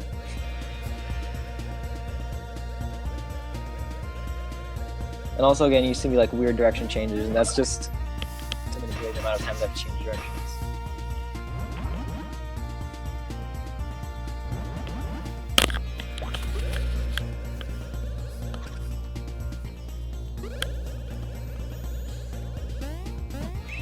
I'm barely avoiding this guy. I hate those bombs. So yeah, like we said, this game runs at 60 frames per second, but it only encodes at 30, so the switches look visible. You actually have to hit the left one first and then the right one. Because one of them will be flickering every single frame, the other will be soft. I'm pretty sure you can watch the YouTube video at 60 frames per second, and you can. I think mine is set to 60. I'm not sure. Yeah, I think it's probably Twitch is making it 30. Oh, maybe it's because I've been viewing it at 30p and not 720p. Yeah, there we go. Yeah, actually I don't remember if my string is at 60 or 30.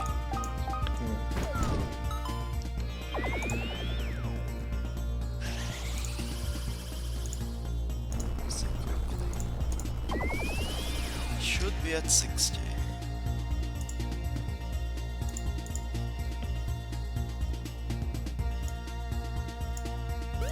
I like you just jump over the over the submarine rooms.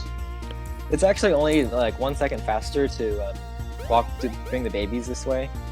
You could roll with the adults, and I thought it'd be faster, but it's still slower with the adults, even though you're rolling. Yeah, I tested in air tree as well, and babies were faster though.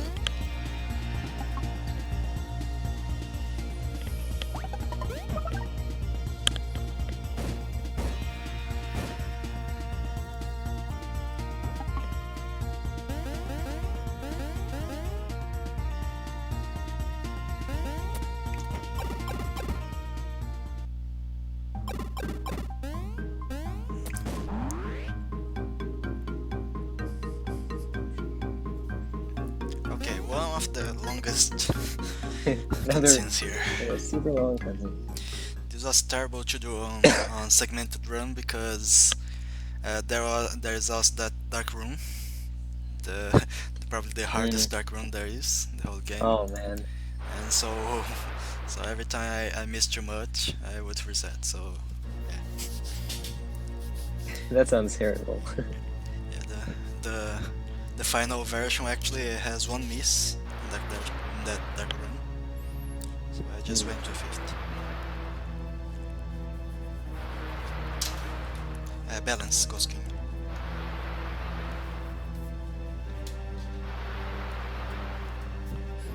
Yay! I finally got lucky. What? So if you do slots with a number in the front, you actually bet those coins. So you can't get timed out if you bet, but usually. So if you get 3 kappas, are you just permanently banned? No, it's a 5 minute actually, and you do get coins if you Dang. get triple. You get the coins and time out. Hey, Installation prize. it's something at least. Yeah.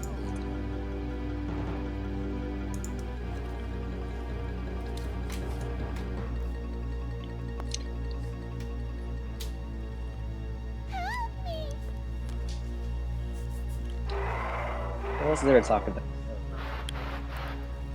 This is a long cutscene. Yeah. I'm pretty sure they say Princess Shrew, Princess Shrew. Or it could be something like, I want cake, I want cake. I don't know. So to make matters worse, your princess has just been eaten, and your little journalist friend here just kidnapped. I really like that they gave Kylie Koopa a little cameo in Dream Team. Or was it Paper Jam? One of the two. I think it was Dream Team. Yeah.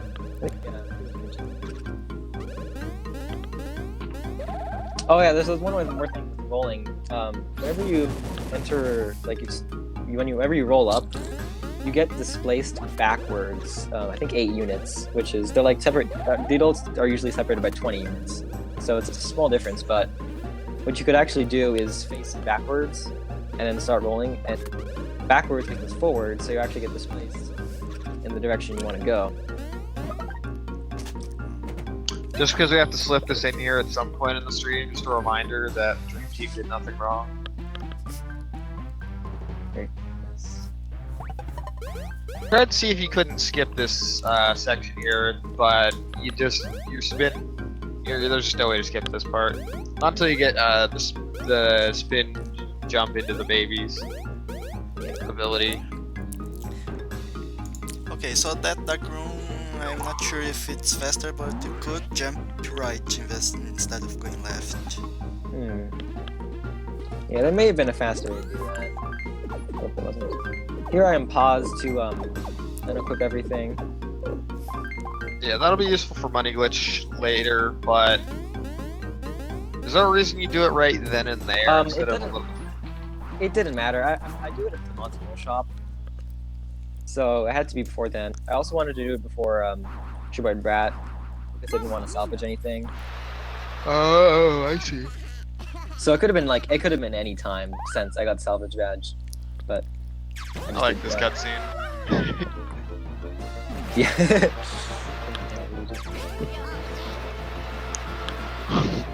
Wow! I love that sound effect.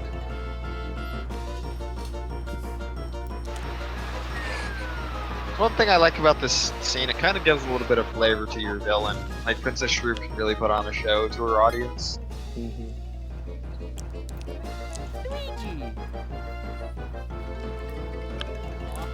Troy.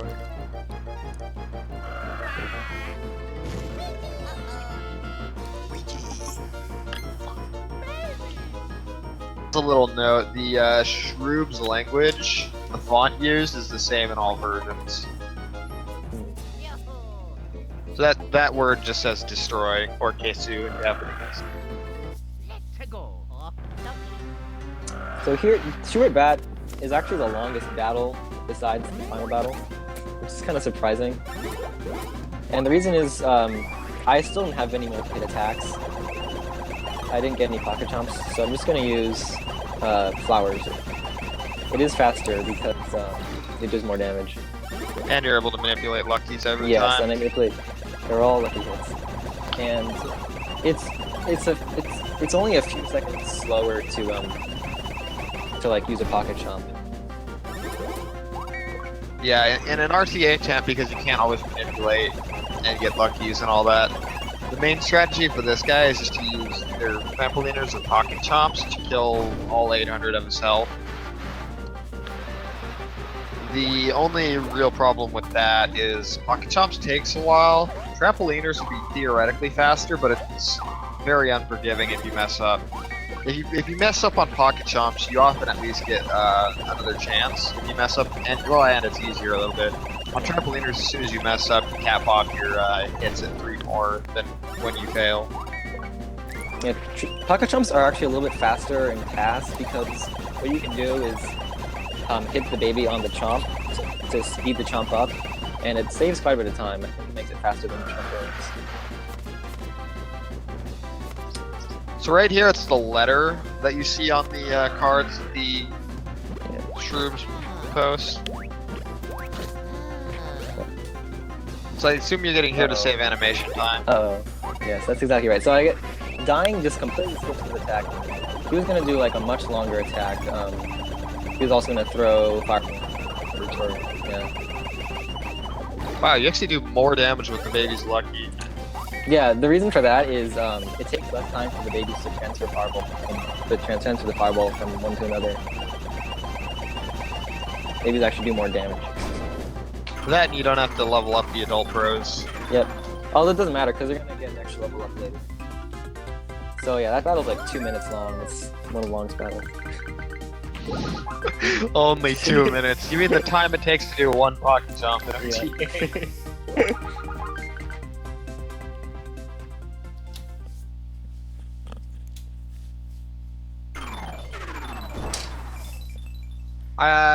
A few words in this game get translated, so I know what they say. So I think it might have been better to unequip the stuff before Sunnyside because you'd still have to waste that time anyway. Mamma mia. But there was some problem with that. I can't remember exactly why I didn't do that.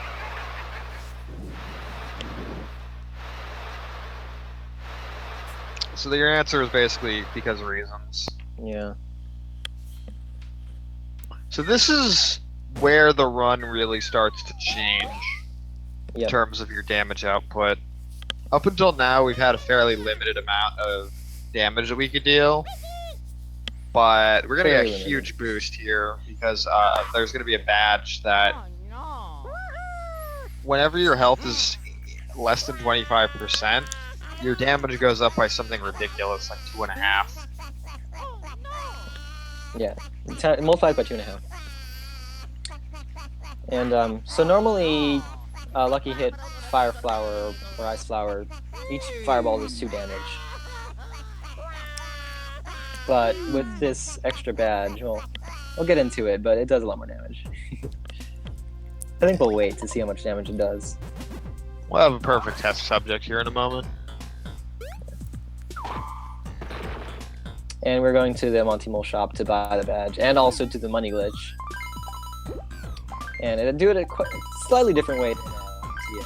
Buy muscle slacks, and money glitch the muscle slacks on everything. Yeah, so muscle flats just give you strength. Do you use that 1528 money for anything else, or is it just for those items? For risk badges. Still do use Yeah. the risk badge. Yeah, I do use them. Yeah, the risk badges are the most powerful in the game. And as far as I know, these ones are the second most powerful.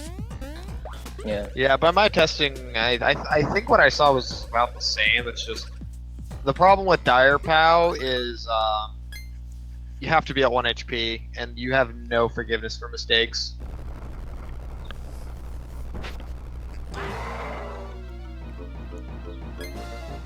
What's funny is like doing the money glitch is actually the fastest way to sell the items because it's the first time you can select them. So whether or not the money glitch exists, that would have been the same strat I would have used. Yeah, so if you didn't see what happens with the money glitch, you sell an object for the value, and then there's a frame in which you can sell the next thing that you're about to sell for the worth of the first thing that you sold. So basically, the way we manipulate this in an RTA attempt is as soon as we get the option to buy really good pants in the Toad Town shop, we buy the most expensive thing we can, making sure to save because we have a very limited amount of money. Oh, that was beautiful. Yeah. This game wasn't quite perfect. I had to wait a little bit. But I tried manipulating the RNG and it wasn't faster.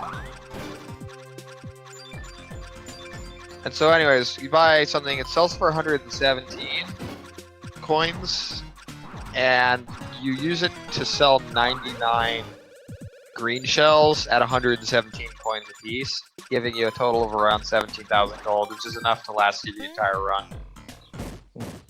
Gold. I meant coins. So this screen really sucks, because when you enter the screen, you can't move when you're rolling. So there's a very small window which you can actually move the ball without falling off, and I've fallen off on many times. Yeah.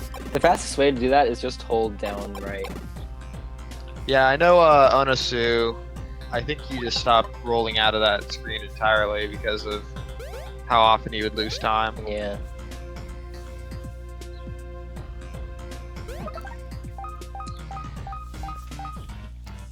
So, I also did like that little animation skip you did where you, as soon as you hit the last of the slots, you just rolled the adults down and right. Yep. So a quick question about the previous boss. I have no idea if it could be faster or not. Have you tried using trampolines against him? Yeah, I did. Okay. Yeah. Sorry, have you tried what? I didn't hear. Trampolines. So yeah, they're also slower like pocket jumps. Okay. Just because Yeah, we with don't have enough power, I guess. yeah, with the TAS Bro Flowers, that's 2 damage every 7 frames, compared to like a pocket jump would do something like maybe 6 damage per hit, and like the entire cycle is something like 70 frames. So it's a This lot room slower. is evil. There's so many ways to trigger an encounter in this room. Yes. This is And- usually where I try and get my dire pow status. Yeah. Which is I what needed to- yeah. he's doing here.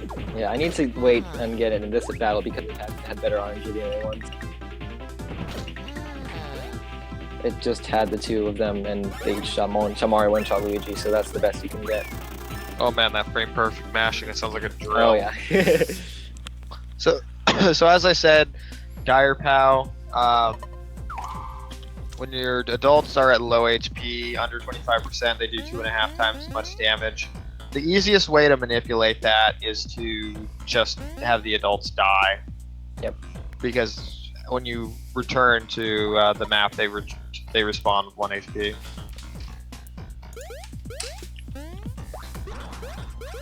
And when you're using, I'm gonna be using fire or bro flowers. Only the adults POW matters. And actually, the dire POW badge doesn't actually change the wearer's POW. It actually just changes the damage done, which is a slight difference, but it actually matters a lot.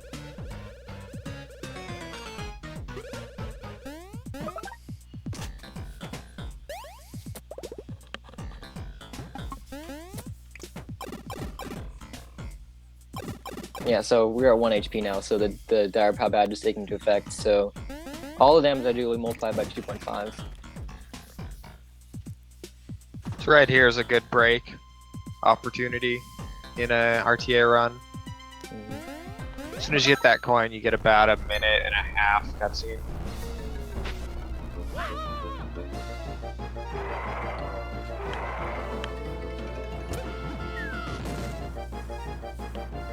So I did wait, I think, something like 9 frames before that battle to get a better seed, to get the lucky hit. And so this Petey Piranha, he's weak to fire, which means the fire does more damage. And we have the Darapal badge, so we're gonna do more damage. And I'm gonna go to lucky hit, which does more damage. So we're about to do a lot of damage, basically, and a lot. Yeah, this is the one fight in RTA that we use trampoliners.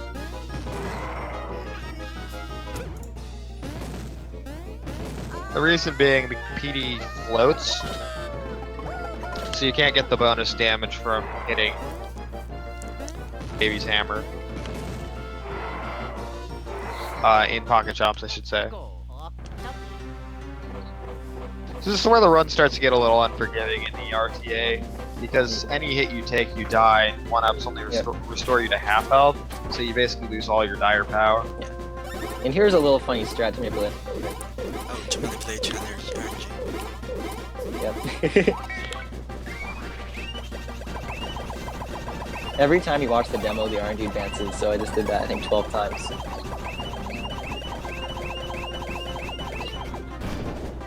Oh my god. So that's half his health right there.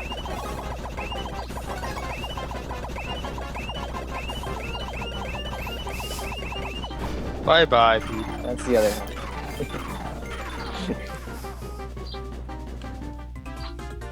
So to explain how that did that much damage, the first base damage that's calculated is just like the attacker POW times the attack constant times the attacker level divided by the defense of the enemy.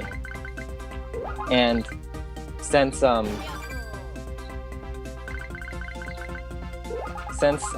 what's it called? My POW is low and his defense is high, that's gonna be less than 1.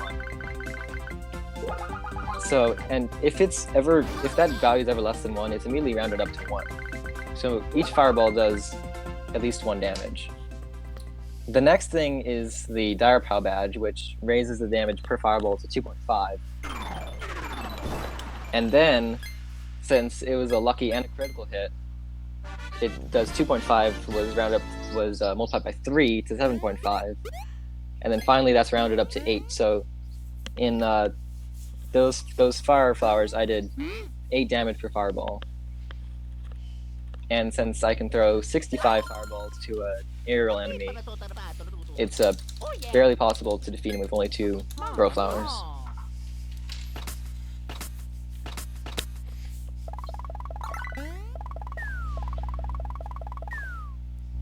If his health was 1100 instead of 1000, I would have to use another turn. That's Yes, pretty lucky. Oxwis tasked me to cheat.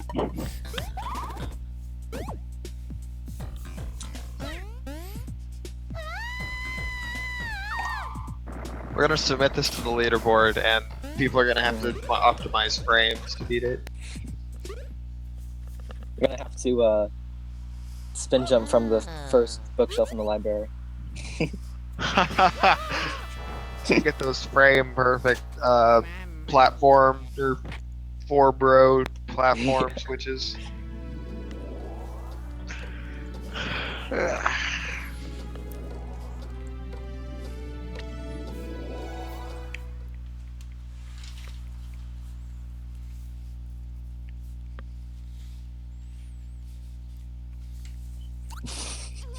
Son of a gun! I've won 2 coins, I missed 1 slot, and got banned 3 times. Ba-da-da-da-da-da. So I think this is where you first get the ability to get copy flowers. Yes. I Yep. usually buy copy flyers here, but you can already find in blocks. Yeah, I won't be buying any bro items the rest of the run. I'll just get all mold and question blocks. So here we're gonna learn the last 2 abilities. And Baby Spin, I'm not even sure if that really has an official name. like baby spin or baby fly. Call it baby spin for Baby spin, yeah. simplicity's sake. Yeah. Peach is floating an awful long time. Yes. And then maybe cakes. So this one is currently the most broken ability in the game. It's not that broken, but it is the most.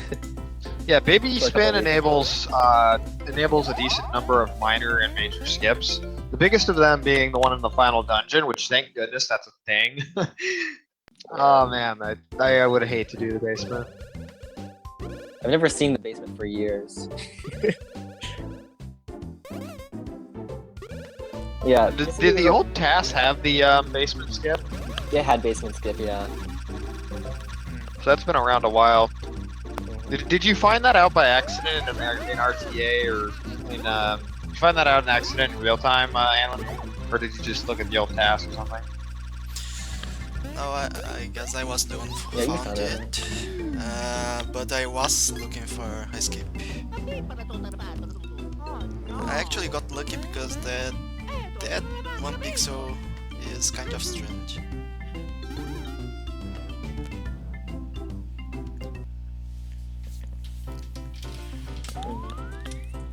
And baby cakes is a lot more useless. It's only like we actually skip a few of its uses.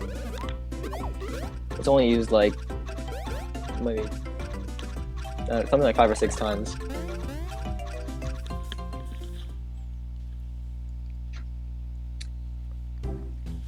Blimey, the wind! It's random British. I'm curious if he says that in North American version. This is PAL. I think he does. Yeah, I'm pretty sure it is. So you're supposed to go and use baby cakes and hit that switch there to let the adults in, but you don't have to. I don't know why they didn't think of this. Yeah, this is one of the skips that you can do in real time. And in fact, it's recommended to do so. It's pretty easy. Yeah, I don't know why they wouldn't realize that the player is gonna... The player could figure that out. I think they just expect that the player will instinctively go under the grate. Well, yeah, in that cutscene they pan and show the switch, so it's like, oh, I have to go hit that switch. So, yeah.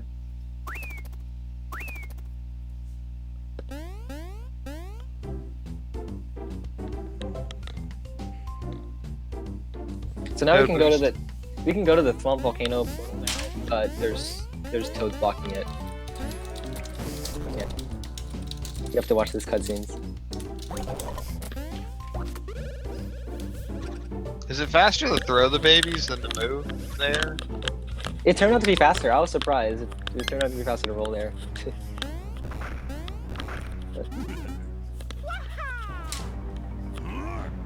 The time save comes from mostly like boss battles and not getting encounters.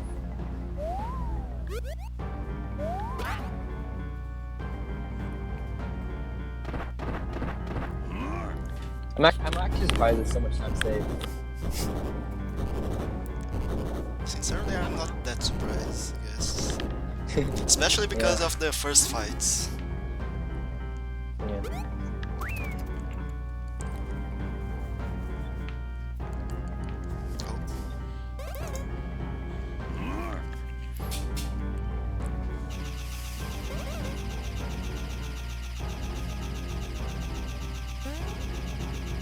Yeah, the fact that he can one-turn bosses or prevent them from getting attacks is huge, because boss animations with all their attacks can take upwards of minutes.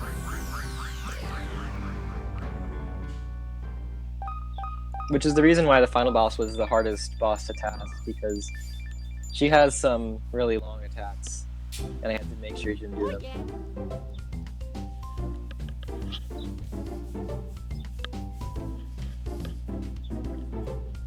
It's faster to go through the library here. I don't know if people do this. I actually don't remember now. Yeah. I don't think I do it. Maybe Keep that in mind. Yeah, maybe I don't because I buy items then. I don't remember. Oh yeah, that makes sense. You could How buy about you can before. find those items? You can find those items as soon as you exit Gritsy Desert, so might be a little faster. Yeah, sorry.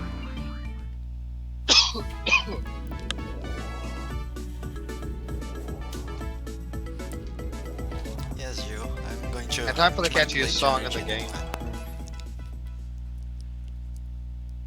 Time for the catchiest song in the game. Yes. Some Volcano is probably has the most interesting movement, and that also means it's the hardest area to TAS.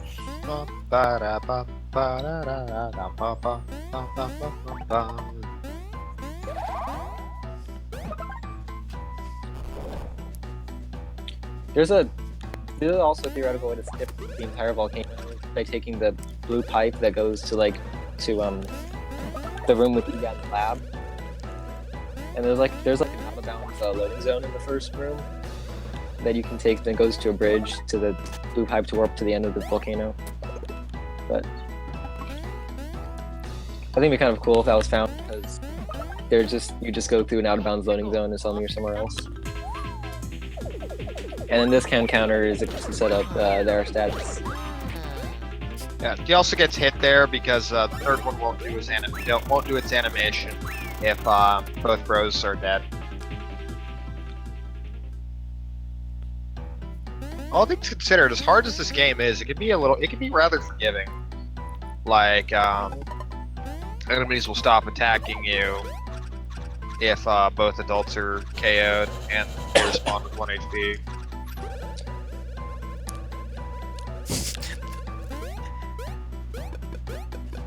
That rocky area.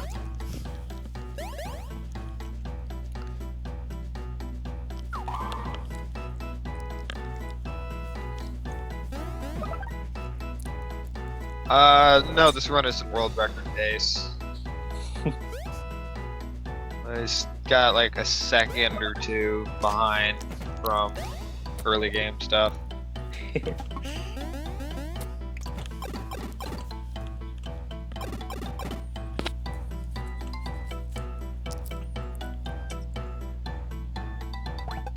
So right here, there's a nice little baby toss. Nice. Yeah.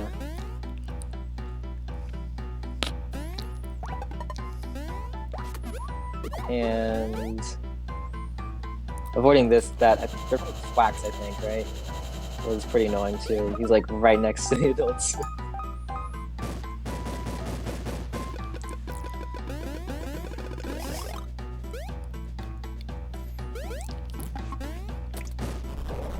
Yeah, The here unfortunate too. thing with baby cakes is you have to wait for the timer to run out before you can do certain things with them.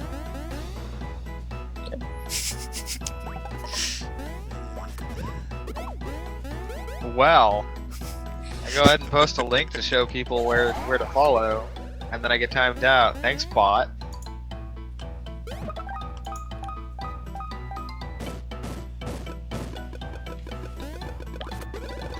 Okay, let's copy paste then. Of course, by myself and Ghost King G1. Oh. Don't do it, Durker. Get that. Slot. It's lots, though, you. Time Oh, out. There. Copy pasta. There, he got himself timed out. So can you do slots yourself and get timed out?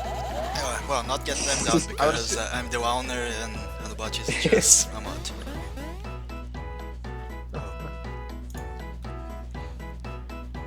And this cycle is also annoying. I had to wait for the cloud and also for the babies to run out. I guess they jump lower in the cake form. Yeah. But I moved the adults all the way to the edge and also face left in order to make rolling quicker there at the end.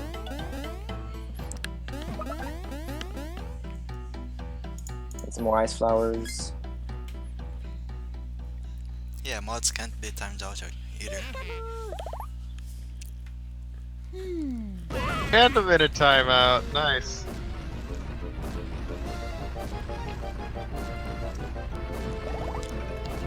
Though mods can be timed out, they do need to wait for 3 minutes before using the next slot.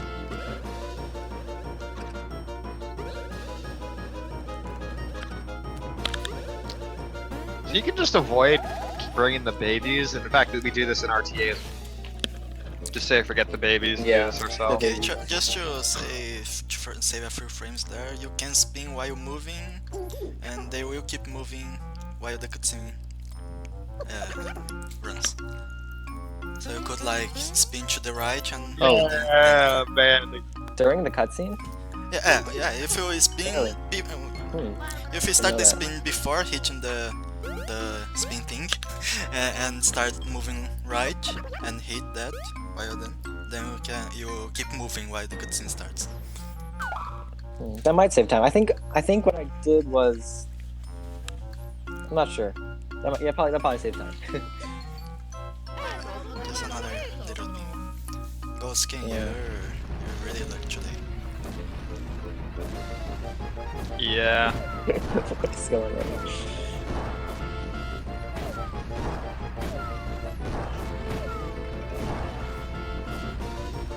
This cutscene's rather long, and it's annoying too because you actually have to mash through it.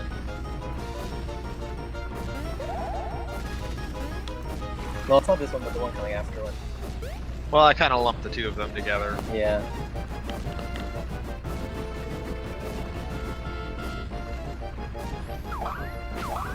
There's like one frame of movement between every hammer or something.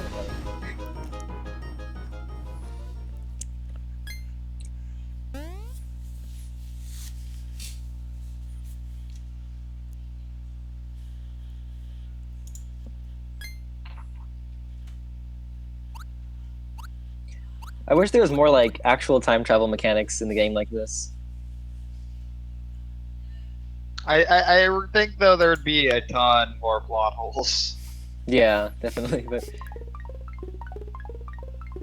But you are correct. I think that would be kind of neat.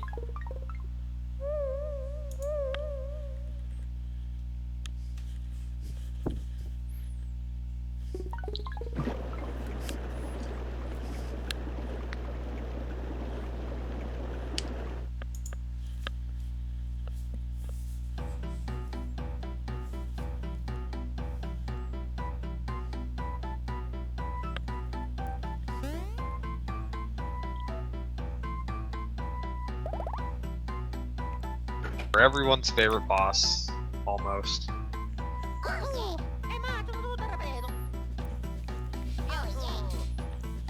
So I'm going to guess you aren't going to use copy flowers against this one. Nope. Yeah. More bro flowers. Yeah.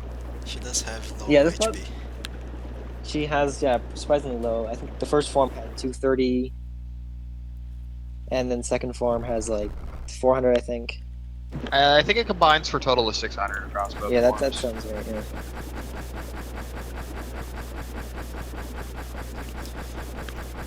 Yeah, this is one of the few cases where the Japanese and European versions they have more HP than the US version. The first form in Japanese and European is 230 HP. In the US version it's 150.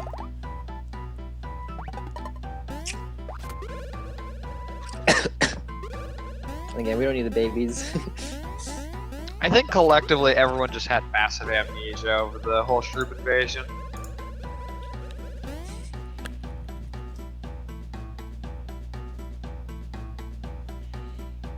So the Thwomp here has given up on life because the volcano erupted. Just trying to cheer him up. Angie's getting really mad. So now we go squish. Let's go. And I wasted a little time with that text box too to get the right seed. Is it faster to use ice flowers or fire flowers on her? They're the same. She's not weak to either one. The only difference would be like if you want to get a stat down, or if yeah, that's the only difference. But here's one case where I can actually hit all of them, even though there's obviously the one that I could manipulate to just hit that one. But I want to skip their attacks, and since all three die. only real attacks, so it's faster.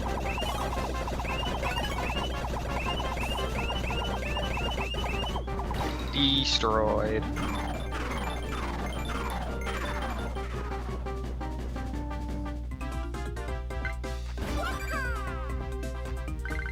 This is probably, I would argue, one of the easiest boss fights to do well in an RTA run.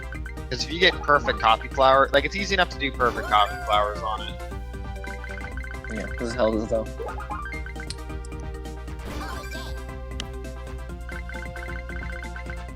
And once again, the speed I had was 29, which is one more than her speed of 28. So I was able to go before her. And then now I have now I have 30 speed, I think, for Luigi, maybe 31. And so I'll be able to go before the next boss, Bowser, who is a speed of 30.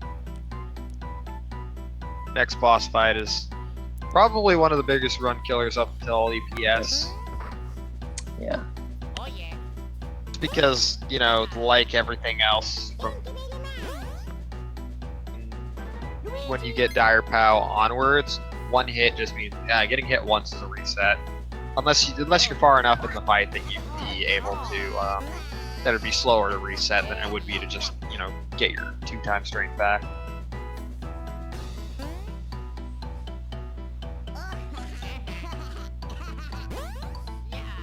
So the wife decides, I want to ride with him too. And he says, you too heavy.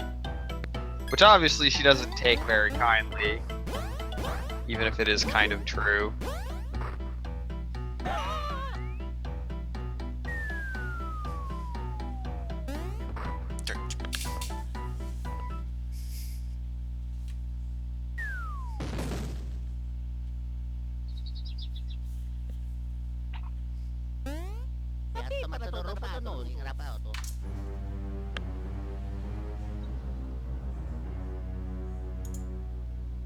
One thing I always found a little slightly annoying, but I guess understandable because of the time, was that Baby Bowser here is actually the model of Bowser Jr. Have you seen old school Baby Bowser from Yoshi's Island or from Yoshi's Story? He looks very different. He looks like the character we know as Koopa Kid nowadays.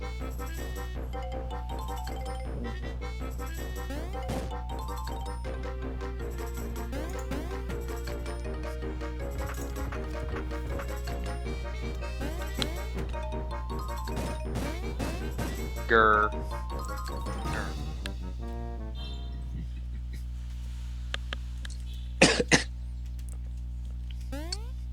Film Volcano is a pretty short area, but there are, of course, some strats I use.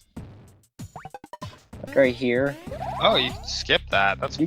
really cool. you can just skip it. Is it pixel perfect? I think there's 2 pixels for it. So it's a little user basement skip.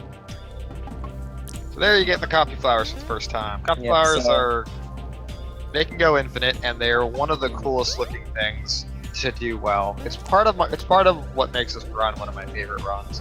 It's just copy flowers, when done well, look so fantastic. That's all the copy flowers will need though. It's 7, which is more than enough. Okay, little fun fact, you can soft lock in this part. Which isn't very funny because I lost a runs. How would you go about soft locking this, out of curiosity? Yeah, if you keep mashing X and Y here, you gain control of the babies, but you can't do anything. You can't go back to the adults, and so you can't even jump with the babies. So yeah. Damn. Actually, here. So are you gonna turn this task public once we're done here? Yeah, I'll just like turn Republic once we're on here. What's the record for most copy flowers? My record is 81 hits. Mine is 367. Hey. Mine After, is 60 something. after 50 hits, the speed keeps the same, but it's pretty fast. The cauliflowers are generally the fastest. It's 19 frames per hit at the fastest speed. But red shells can actually be faster if you're targeting an enemy that's close to the bros. So like, yeah. So one of the red shells I do is 18 frames per hit. Yeah, I believe the red shells are the fastest attack, bro attack. Yeah, they do a lot more damage than the cauliflowers, and are only a little slower usually. Yeah, so this is actually doable in real time as well. Just spin jump across.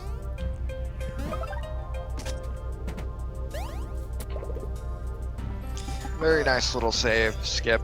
Is there a hack where you can purchase bros items? I think there's a badge. There are actually 2 badges, maybe. One of... I don't remember if it's in this... There are a few actually. I know There's- that there is the ulti-free badge where you don't waste any bro items. Oh There's yeah. there's one that costs like 99 beans and gets you infinite bros items. Yeah, it's the ulti-free. But I don't And then there's remember- another one.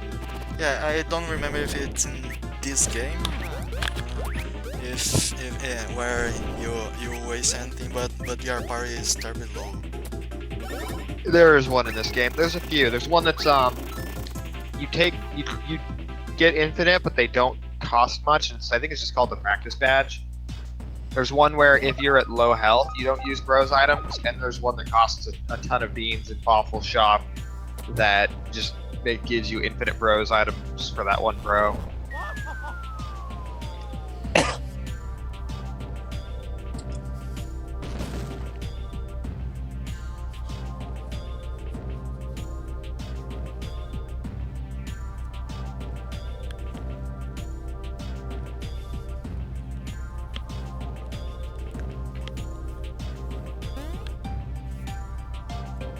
So for this minigame, you need to collect 30 gems. I'm curious to see when you're going to release, because normally you release the babies in order to grab. Like once you get down to like 28, you let go of the babies and you just fall on 2 of them or 3 of them. I know that before I could release like 27 and get 3 on the way down, but Yeah. I don't risk anymore. It's somewhere like 27, yeah. 6 or 7. Although, yeah, it obviously depends on where you do it because there's gems in different places. Yeah, Yeah, obviously. there we go. Yeah, and I actually got 31, which is it's funny. Like, if I did it 1 frame earlier, then I would have gotten, I think, 28. So there's just an extra one, so I was like, alright.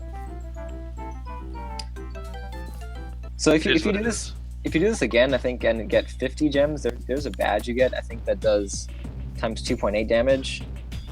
But it just takes too long to get that. And also you only get 1 of them. I forget which badge that is.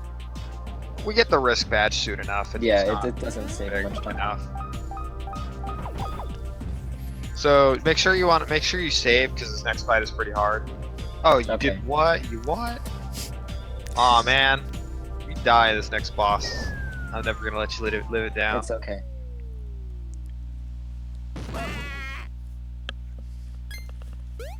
Thing is, though, I did save. I mean, a save state. Cheater. Yeah, he's running on Desmume already.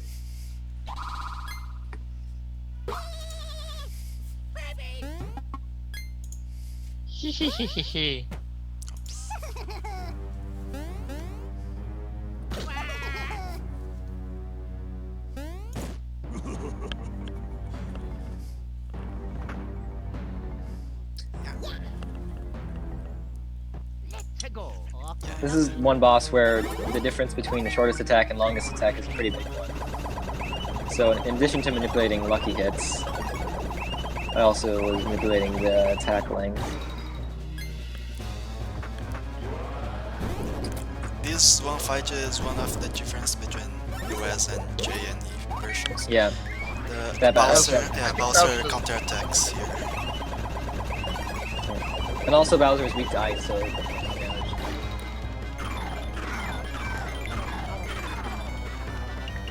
Alright, there he goes. Maybe Bowser, however, doesn't have any weaknesses. Also another really quick attack there. Yeah, so Bowser has 1,000, and maybe Bowser has 750 or is it 600? Something like that, yeah, 7 something. Yeah, 700. 700 exactly. Another little case where he has more HP than US version. But both of them I defeat with 2 flowers. 2 ice flowers. Yeah, he somehow grew a weakness to ice as he grew up. I guess he You spent enough got time more in and the more lava. so, yeah.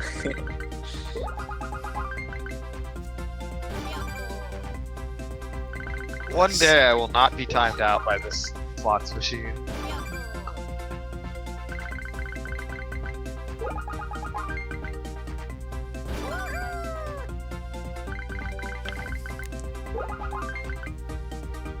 So that's the last speed upgrade we're gonna get, or there's not gonna be any more speed upgrades for Luigi, because the next bosses have too much speed to even try to go before.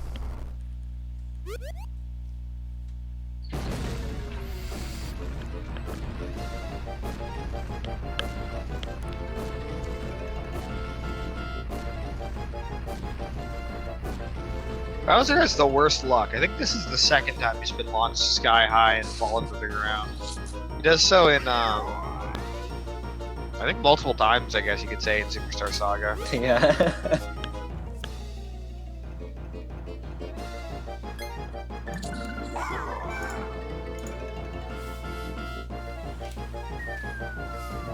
I like how they bond over their similarity. They're so similar.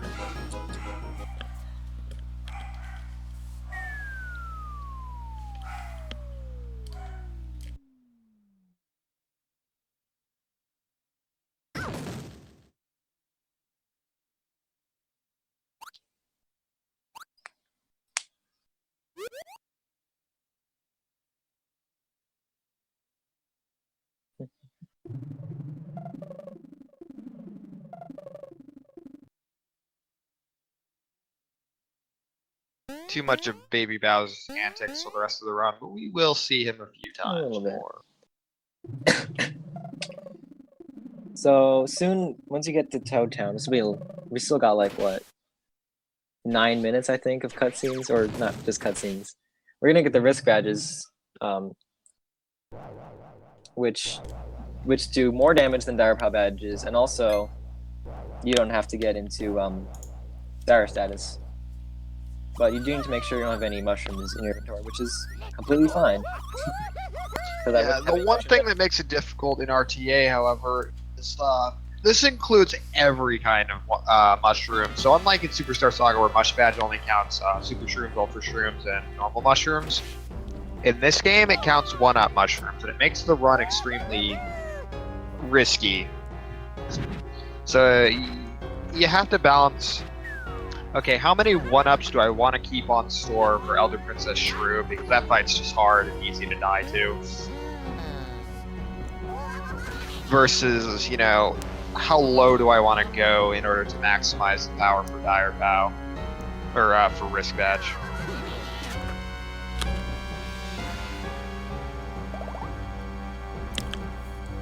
Yeah, personally, currently I save about 5 1-up DX for the last fight. I try and go for 4.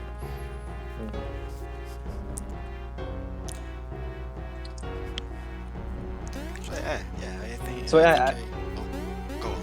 I don't Dodging actually- these guys is difficult. are the drop streams counted in that? I'm not sure if they do. Yeah. But that would just be my guess. I'm not sure I either. sell them anyway because I don't. Yeah. The only shrooms I ever have on person are 1-ups, 1-up DXs. I'm not sure if they do, because after the Bowser fight, I actually got an Ultra Drop. And I tested, and it didn't actually change the amount of damage I did. Oh, and here's another overlapping cutscenes. I hit the block and the switch at the same time, which doesn't mean the camera moves to see where it lit up.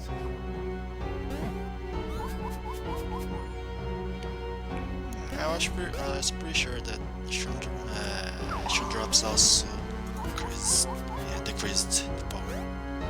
I don't know. It looks like just having one of them doesn't have any effect, or at least on flowers. It might have an effect on different attacks. I believe it was like 8% per mushroom. 8% power. Extra I guess it just rounded up. Oh, I had never noticed what's going on in the background. There's a bunch of tubes just like Yeah, I don't know. vacuuming the heads of shrooms. I don't know what's going on back there, but I don't like it. I'm guessing it's some sort of like massage. So any idea if it's possible to get a better energy with in that block position, like the near So, make him go to the nearest place in order? no, I'm pretty sure it's always the same. Is it? Either it's always the same or it's set before, because the RNG doesn't advance during it. So maybe I think it's not the same, but I don't know when it would be set. it might be set before. It's definitely not set during because the RNG doesn't change. Okay. So I think it's always the same because it's generally usually goes somewhere far and then back and then to the bridge.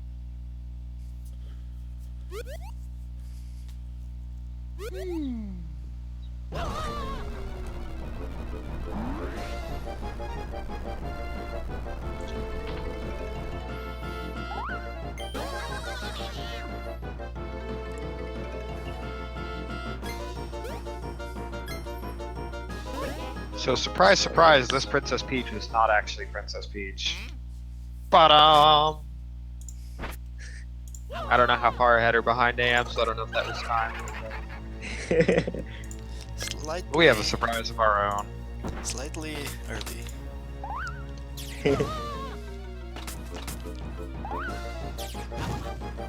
Not true, but not true.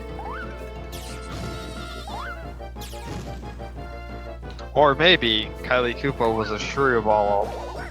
Ooh. We're getting into that deep lore of this game. So I believe in this cutscene, no matter how fast you mash the elevator speed, like it looks like the elevator's moving, but it's basically stuck until you finish the text. I had it backwards. Yeah. It looks like it's just dependent on how fast you do the text. I like this cutscene because it's a total bait and switch. So she found this key and showed it to us earlier after her encounter with Petey Piranha. So now you have to find out what the key does.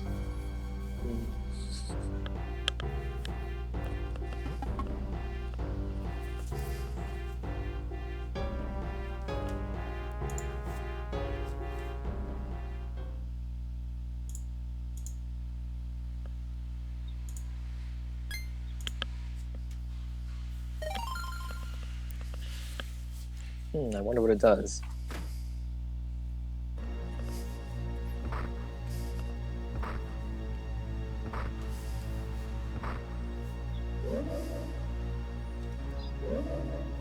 Moment of truth.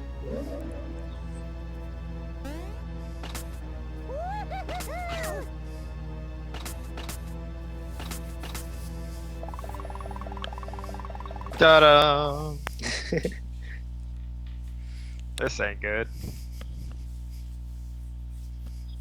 I like this part. I like Luigi here.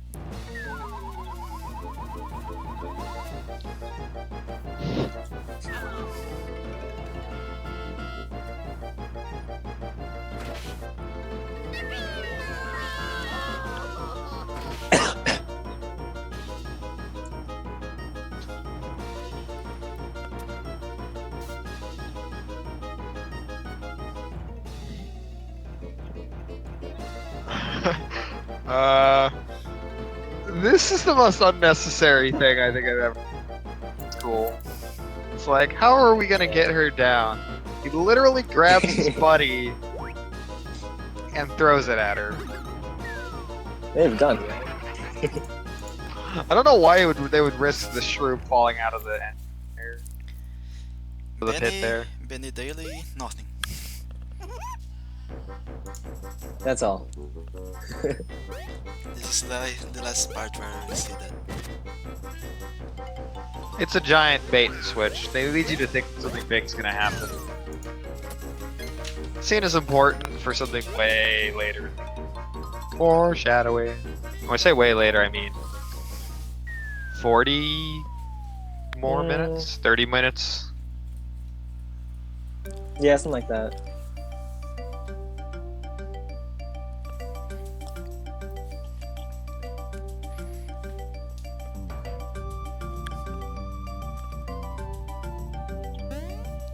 The way to reawaken your memory is you have somebody fall out a mile in the sky and land on your head. And it doesn't kill either of you.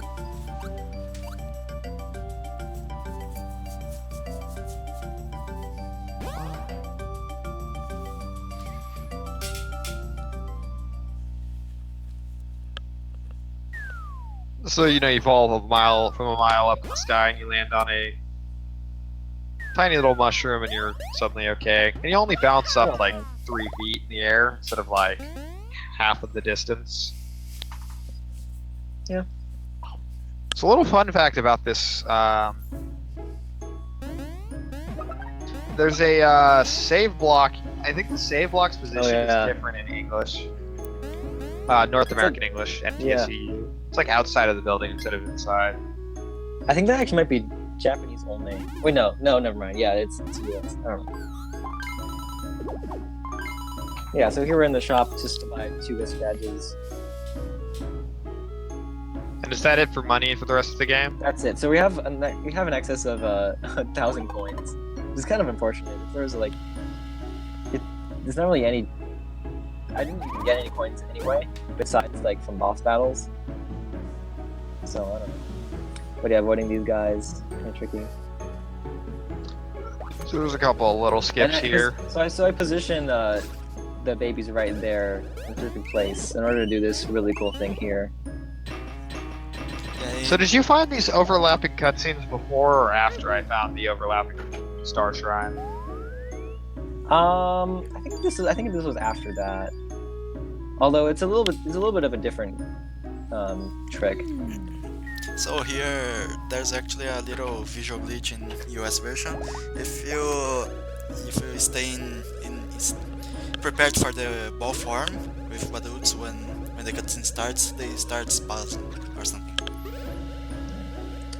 And here we're gonna go on a little detour for the Paraslax. Huh.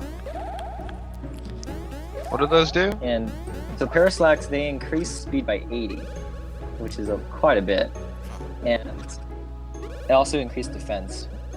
And I'll put those on Mario later on. I'm curious, would that do anything for RTA?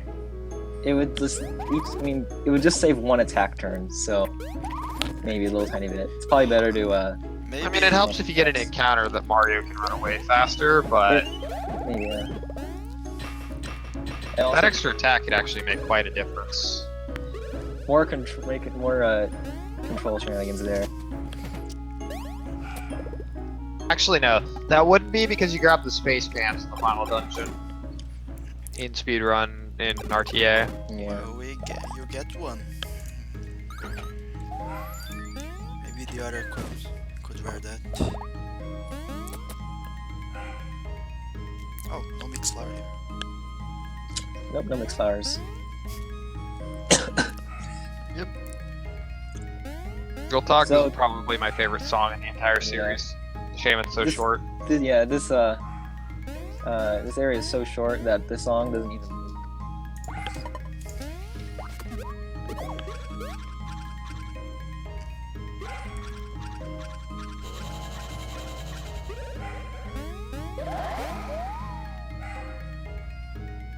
Huh, I guess you did that to decrease time faster. Oh So yeah. less scroll time. Yeah, so the timer for the baby cakes doesn't is paused while you're on the wind, I guess. So I just went off the wind for a little bit too. Yeah. And there's actually a little glitch here, though I don't know if it's exact that glitch. If something is out of camera, they're not running anymore. So if you spin the thing and get it Oh, out yeah. of camera, the fan keeps running indefinitely.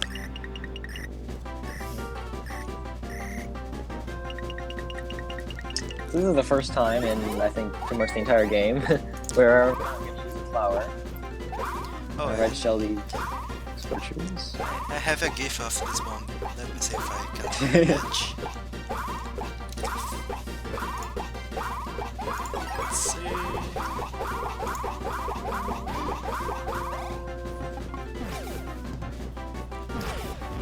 This stretch actually isn't very good for RJ because it's RNG whether the bomb goes forward or Yep. backward. Yeah, for RD we just use copy flowers. For RTA also, well, because I mean red shell is random, but also the fact that I think if you hit it to kill the guy in the front and the back, it becomes 50-50 whether the bomb rolls into you or if it rolls backwards. Is that true? Yeah. Yes. It's also important that I manipulated like the shooting attack from Commander Shrewd because his other attack is with like a bunch of Shrewds just come and you have to jump over them or hammer them, or they're only hammering them. Yeah, it's a very it's time-consuming pretty attack. long, so. And he's weak to ice as well, so really easy to, even easier than PD Piranha who at 1000 HP. He's only 900 HP. And I like the bomb gif.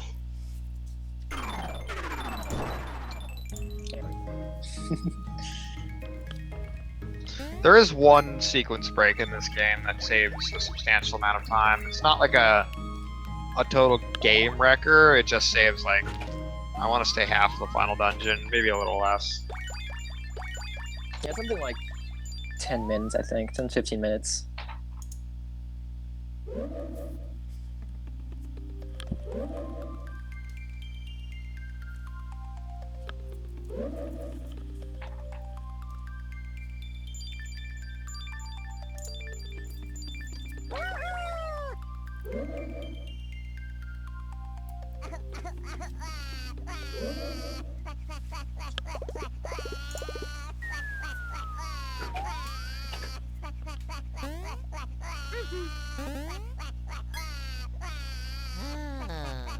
Okie-dokie.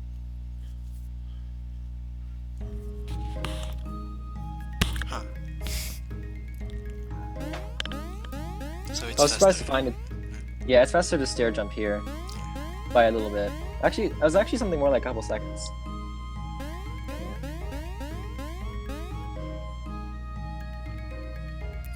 I wonder if in RJ it would be worth it. Yeah, I don't know. Also, one reason it's a lot faster is because you have to hit the pipe block, and that's like a 4-second long animation. Yeah.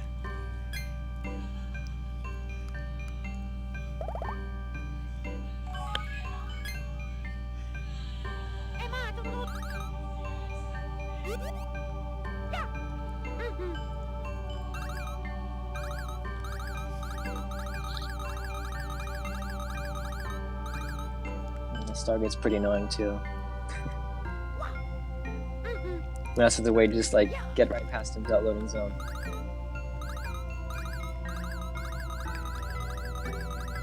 You die because It's slower. Because it's lower. You waste some Yeah. time calling the babes back. And I guess a bit when throwing them as well.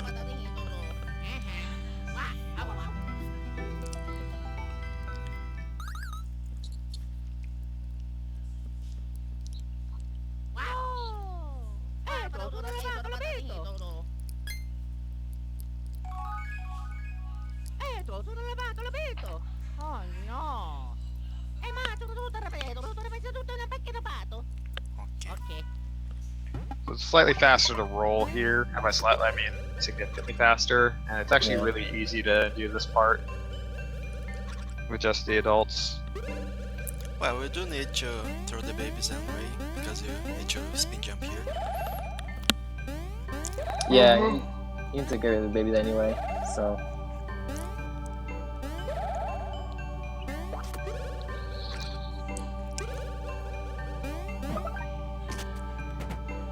and this room right here with the water has some interesting strats, or not strats, but just like methods, I guess.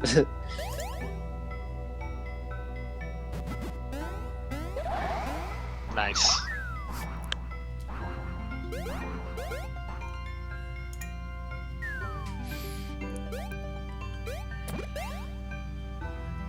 Star Shrine also happens to be my second favorite song in the game. I think it's great that Star Hill comes right before this. It's probably my favorite section in this whole game. The boss is also one of my favorites, Elder Void.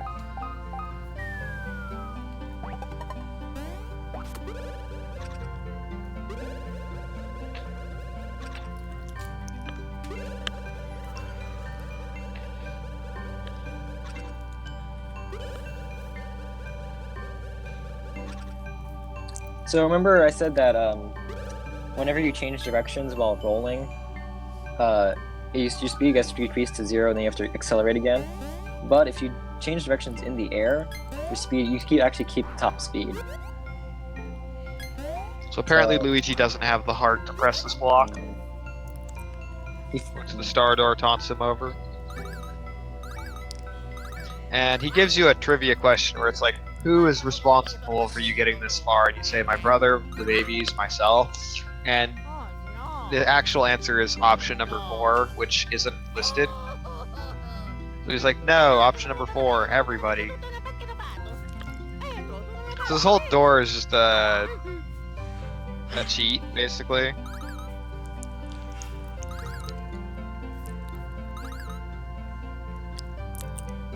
Can we find a clip here so we don't Please. to Yeah, that'd be listen so to nice. it? Okay. Loading zone's right there.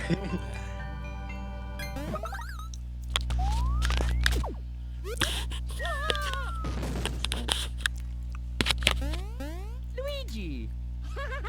Peekaboo! Alright, time to get banned again.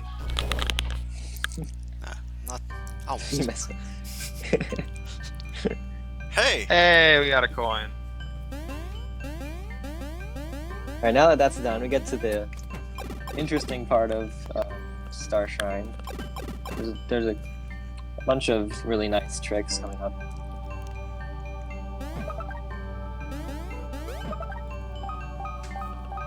The final ice flowers. I actually use a different route here than I've seen RTA do. Yeah, I don't think there's much difference Yeah, where you start. I think this was only faster because I got those ice flowers.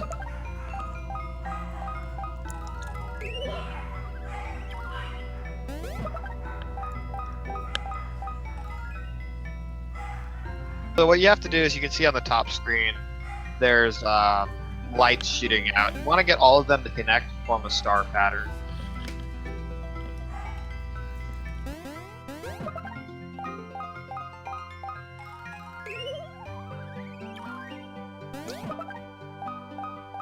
You have to go around the entire star twice. And ideally you want to finish, I think, on the top Yeah, in RTA.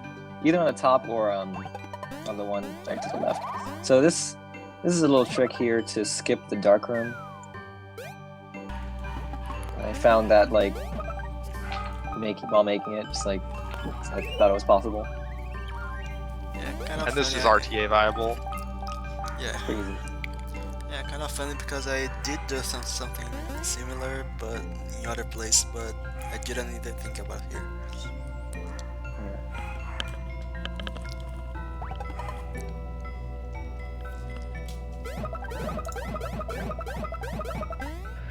Yeah, so this room you have an overlapping cutscene where you can move the babies while this is going on. I discovered this entirely by accident.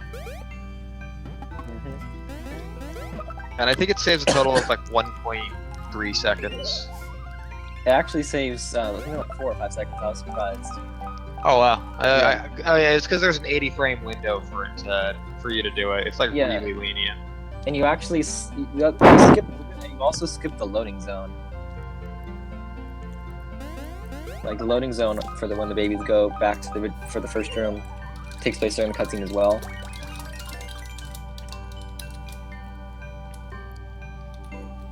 The difference was about 5 seconds.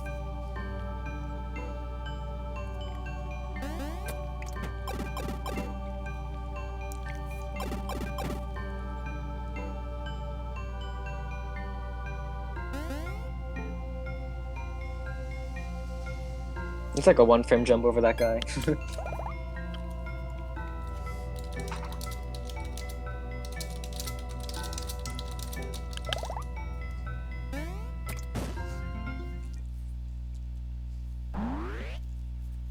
One of the things I kind of don't like is you spend so much time in this game working to get this the first 3 shards, and then they just kind of give you the 4th one, Right. and then the 5th one's right here.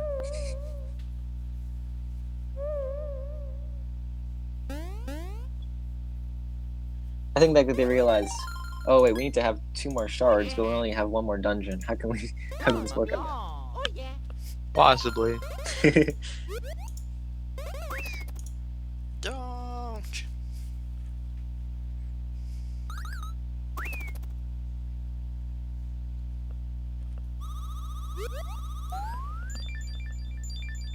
So now the Cobalt Star decides it wants to tell us something. Or no, that was earlier. That was before we got here. Let's go. Okay. I hate those ramps. Oh boy, There's a ball really skip. neat strat. There's a really neat strat here. Oh.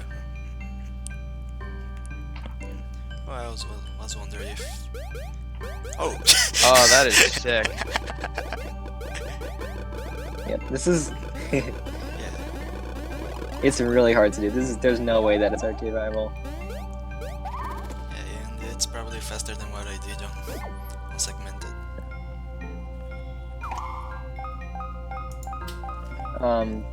Yeah, I got that strat from the TAS I talked about earlier. It took me a long time to figure out how he did it.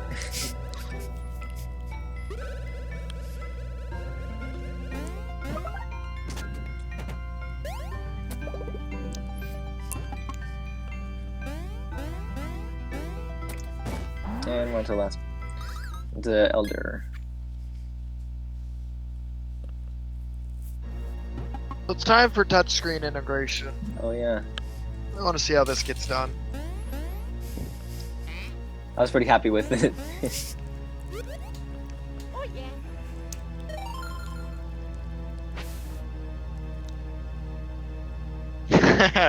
Nice. When you draw on 2 pixels like 1 frame apart, it immediately fills in everything between them. So I just drew like 6 like just line segments by just drawing the endpoints of them. So it's 12 inputs. Damn. So this is another boss where it counterattacks when you hit it. But Yeah. in this case, at least in RJ, it's good because after you counterattack, he lays down, so we can jump on him. Just love that animation, like roar, space flying. So I actually didn't get lucky on the first turn. That's the same reason like a mechanic. It's just harder to manipulate it the first time, but afterwards it's easier. And I didn't need to kill him with 2 flowers. And both forms of Elder Shoeboard are weak to ice.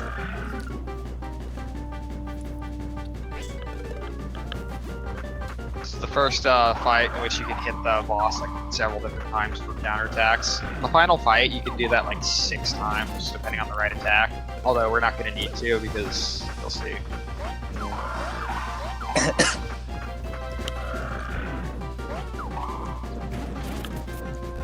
There's another And also, challenge. Go ahead. Yeah, I just manipulated him to do that attack instead of the one throws fireballs with its strong swing. I'm gonna mention there's another change in this fight. In US version it's a bit harder because that UFO on the top screen keeps changing sides. Mario sends to us one side and Luigi sends to another, the spike ball. So you need to counter with the right brew. In Japanese, either one sends to the same side.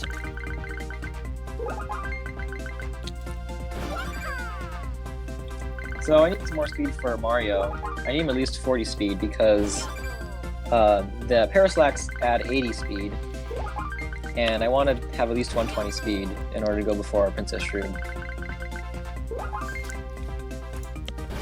And so yeah, I don't need much more power at this point. I think I upgraded HP. Yeah, I upgraded HP for Mario.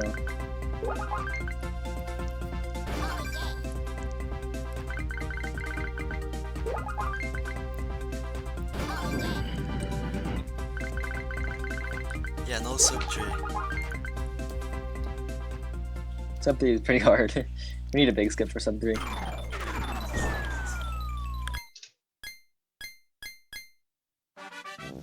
Alright, I'm gonna be right back. Alrighty.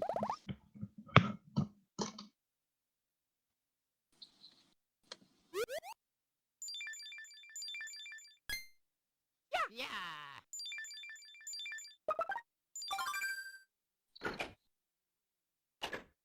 Oh yeah. Okay.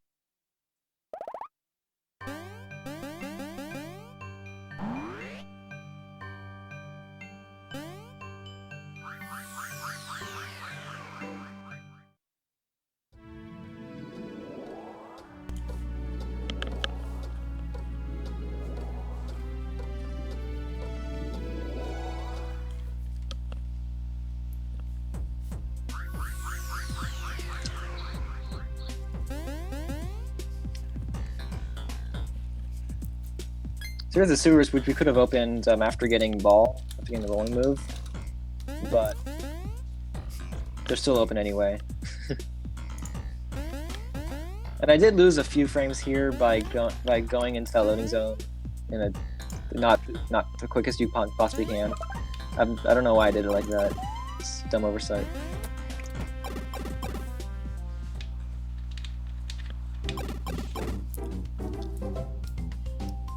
Oh yeah, it's awful.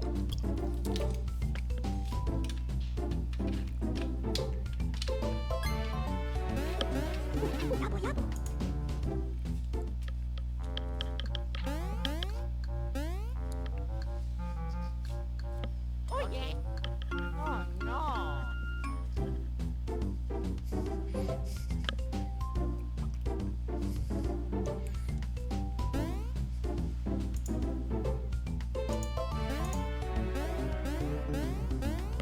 Toe boost. Or actually, no, there's another toe boost. More toe boosts.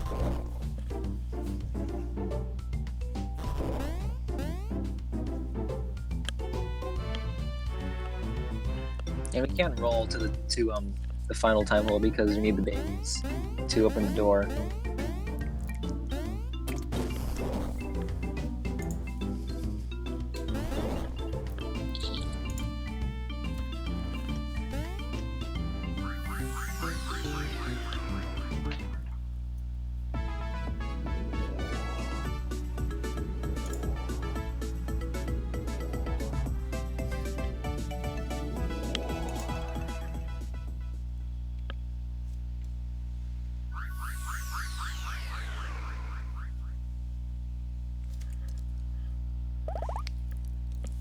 This is the place where we had access to send speeding Sunnyside, but we need all the 5 star shards to open the gate.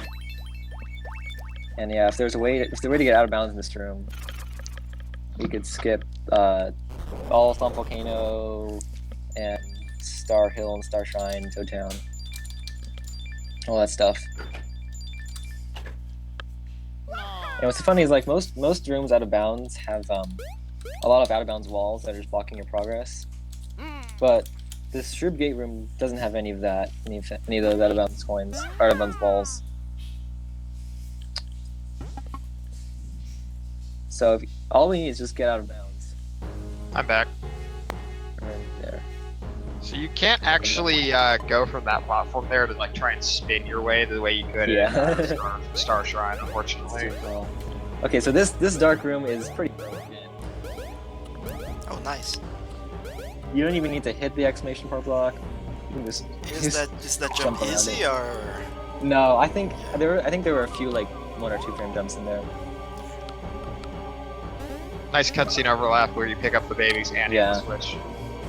The thing you'll note about the music here is you hear this theme kind of sped up as like the general Shroops theme, but this is like a slow down remix version of it for the final dungeon.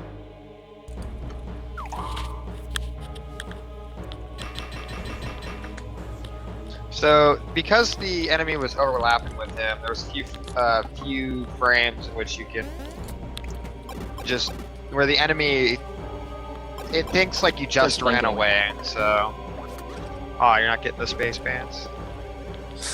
Paraslacks are more important in this run. Actually, I was thinking about Supreme Slacks, the ones that I dropped by enemies. But I don't know. If Yeah, it's but you'd worth have to do an entire encounter to get that. Yeah. That would.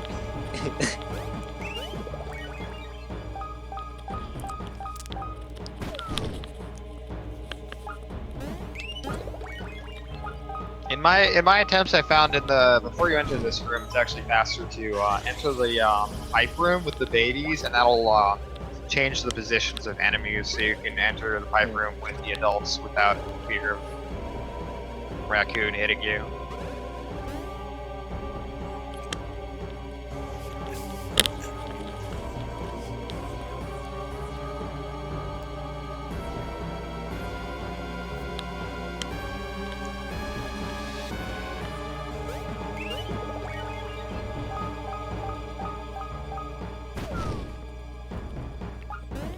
So not relevant in this run, but in Arcade, those pens that we get are actually in a different spot in US, in a harder to get spot.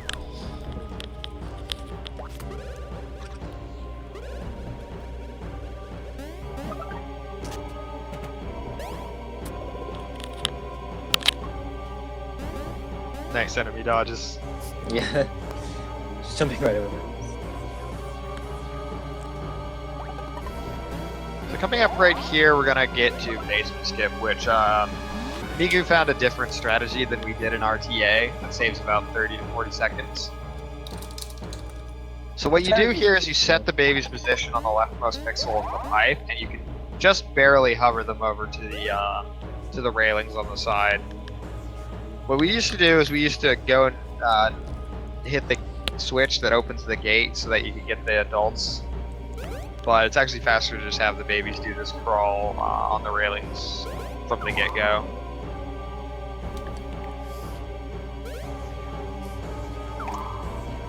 It's probably the longest baby-only section. Oh, besides the factory.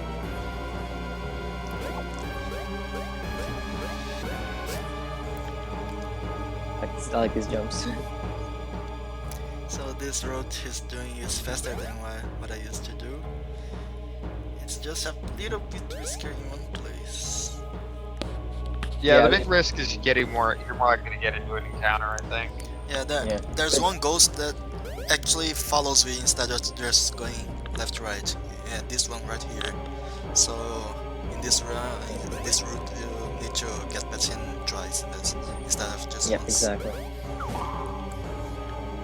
Yeah, normally you'd have the adults use a pipe block to get the babies back to the far corners of the castle, but it's slower to access the pipe block, and just faster to just like walk back.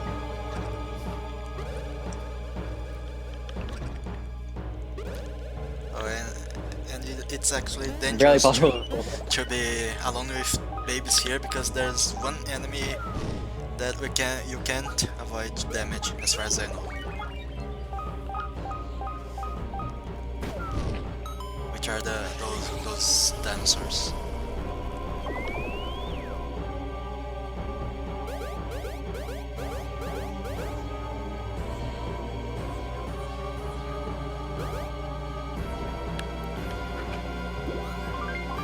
And And here I pause to just to equip the Paraslax. I chose to do it there because it gave better RNG for where the ghost was.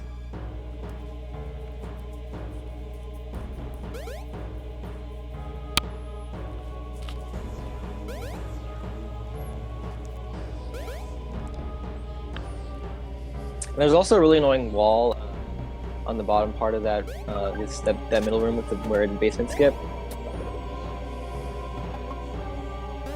That you kind of have to jump around in a weird way.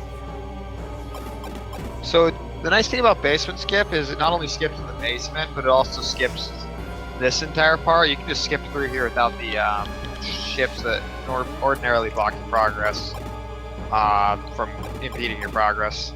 And you don't have to do any of the stuff in the front of the castle. You can just head straight to the final boss. Always on faster More here. stair It's jumping. great because you'll know this is the final boss because there are 3 save points on this screen. I don't even know why they put the first one there. Also, Yeah. nice stair jumps. They even put Oh, yeah, it's good. a little cutscene here. To tell you to save, yeah.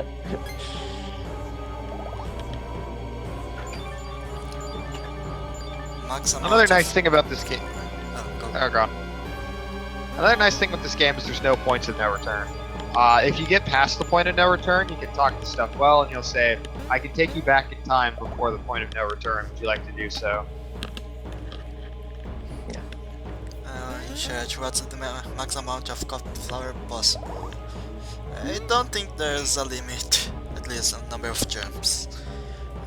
Yeah, you could just go on the shrew bomb and the Commander Shrew fight. Oh yeah, the bob bomb. Actually, Yeah, I guys. think that one has like 9999 HP in Japanese and US version. Yeah, 9999. So I guess Yeah, that but one is. Even that he doesn't die though. Oh. I haven't actually checked it, but I'm pretty sure that even if you did 999 hits, still wouldn't die because he only takes 1 damage every time. Yeah, that's. I haven't checked that for sure, but I think that's what happens. Yeah, I didn't personally do that. I just saw the site Yeah. talk about it. You do get 1 coin from him though. Worth it.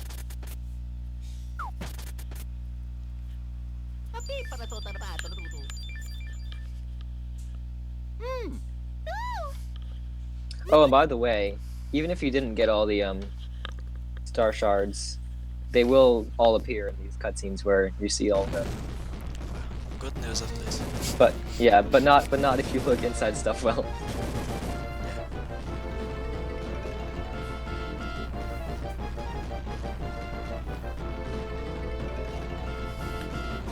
Don't have an active check in front of the shoot gate.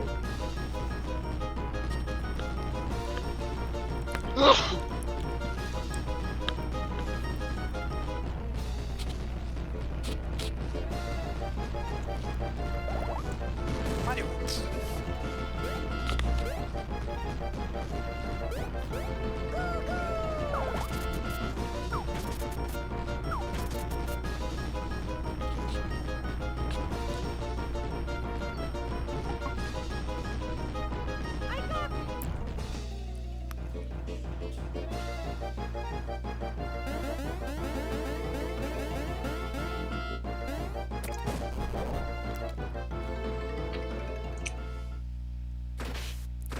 Okay, so. Oh yeah, this is pretty nice.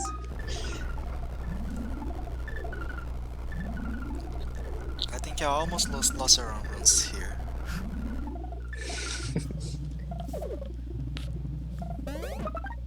Yeah, I usually save for this just in case. I never want. If I ever lose a run to this, I will just be very sad.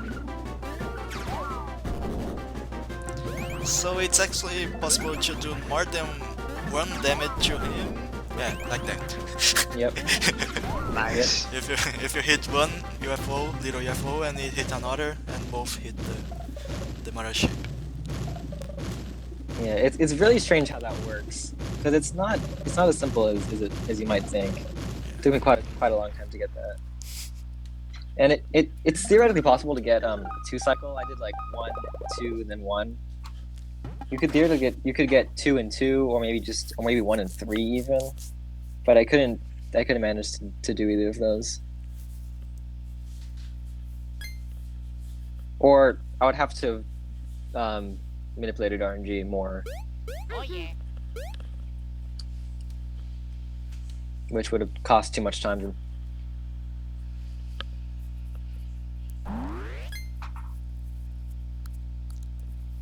Alright, Princess Shroom time. Yes.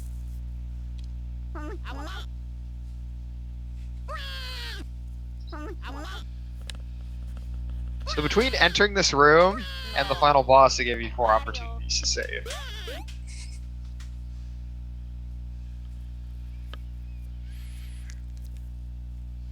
Well, this cutscene. One of the most seen cutscenes by speedrunners. Yeah, the hardest part in the game easily is the final boss. So you have to view this cutscene a lot just to practice it. Let's go. So since Mario has more speed than her, you can just start off by using copy flowers. And you have to hit her 15 times to rather than share. I think I actually hit her 1 extra time to get better on. Yeah, that last hit is considered. Yeah, you don't have to get the action command for that hit to be considered. So if you jump on the star, you get the best results. Yep, so that's a Red really peppers fast attack. for making this And faster. that's the only attack she gets. Red pepper, and then Yeah, red shells. red shell. There we go.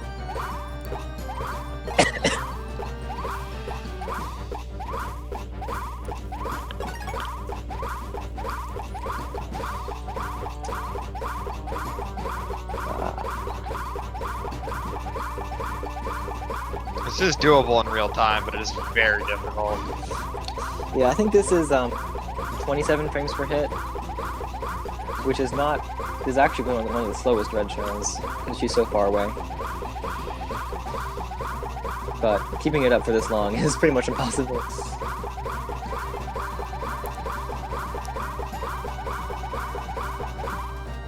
Correct.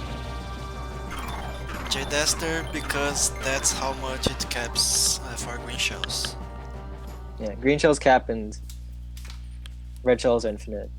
Green shells cap at 16, I think.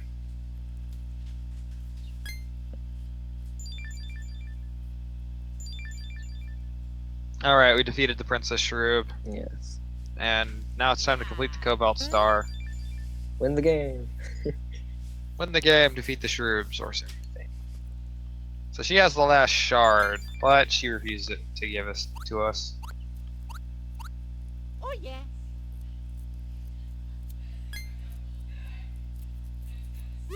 And then this butt just comes out of nowhere and decides to ruin everything.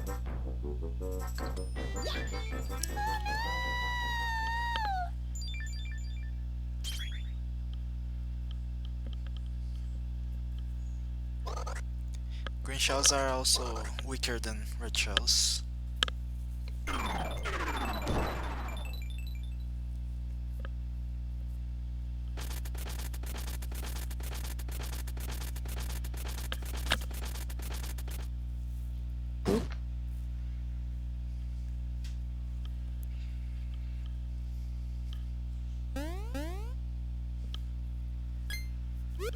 So the plot twist here, and we kind of got a little bit of foreshadowing when we saw the drawing Toadbird gave us, is sealed within the Cobalt Star was actually another Princess Shrew, a bigger and more psychotic looking one.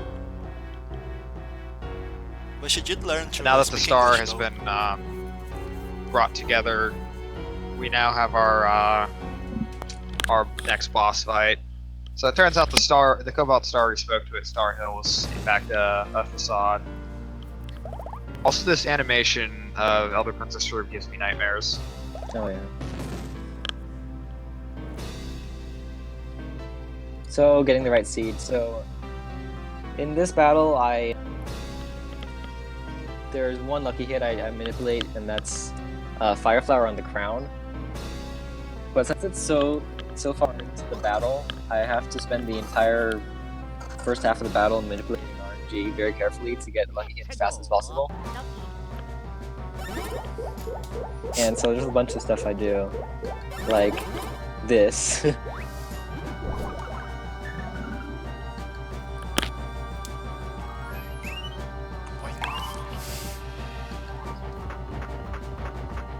I assume this chomp attack has the quickest animation time. It's very quick, yeah. So I know you can jump on the. I know you can do that in real time, but this looks kind of cool. See it done. So how long is the animation between for this form? It's 27 frames for Princess Shrew. How long does the red shell for this one? I think this is like 20. I have the numbers somewhere, but I know the foot is 18. I think this is 20 or 21, something like that.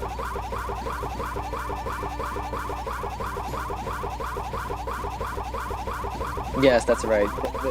Beginning the demo, you can wait through the demo, and every time it switches, it'll advance RNG. But it's faster to just quit out after once on the same frame that it advances RNG, and then restart the tutorial or the demo, and then just continue doing that.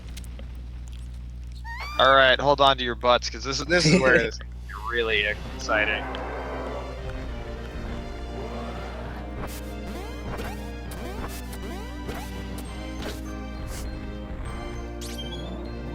So I assume it's marginally faster for Mario to get hit there. I'm not sure if it's faster, but that was the most effective RNG. I hate this tail spin attack. US version sometimes it appears 4 tentacles, and I'm pretty sure it's impossible to dodge it. Yeah, this one's does 18 damage. It's also 18 frames per hit. Funny, it wasn't this one where I got my best red shells ever. And then this saucer attack is so long, but I'm pretty sure it's unskippable. I'm pretty sure it's guaranteed. She's guaranteed to do it. It's really long. It's, only does 1 damage. Oh, and I got. I managed to survive that. It's kind of funny. And then more manipulation here.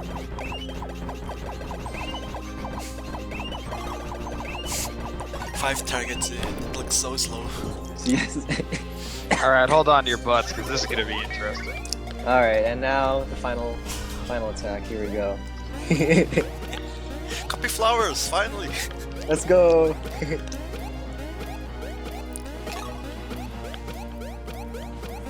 17, 20, 30, 40, 50.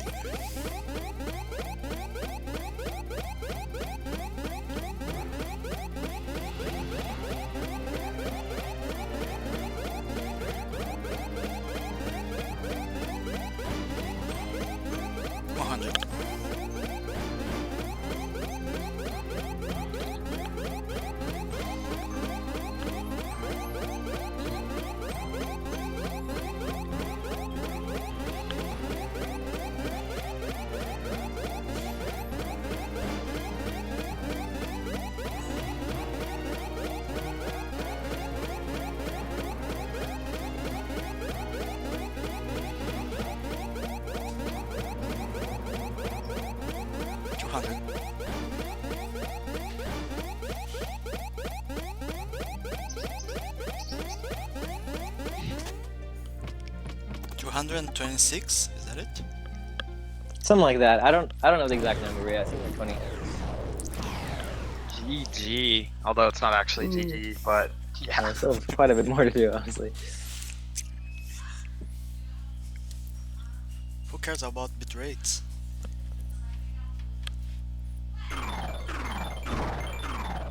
Split? Oh, split. Ah, okay, whatever. So that copy flower is the only time in the entire run when the baby's POW actually matters.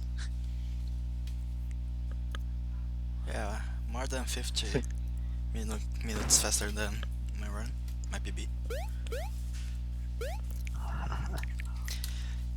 Too late, memory. Time to get banned one last time. Yeah, I got banned one last time. Alright, so because there's one sort of boss after this and timing ends on final input, we got about 10 minutes left Yeah. of the run. I think the runs were, at least on speedrun.com, were timed now after the baby thank you appears or something. I still time it on final input. Final input Yeah. then is... The last two text boxes go automatically though. Oh, sorry, Oh. last text boxes. The So last yeah, one is... I think RTA was always last text box. Yeah, if I was going for RTA time, I would have actually had a longer task time because the last few text boxes are advanced automatically without matching. Oh, the last text box when they're already flying, right? Yeah, when it's the one where it has the text I at the think bottom. the last is like, is everyone ready? Or something like that. Something like that, yeah.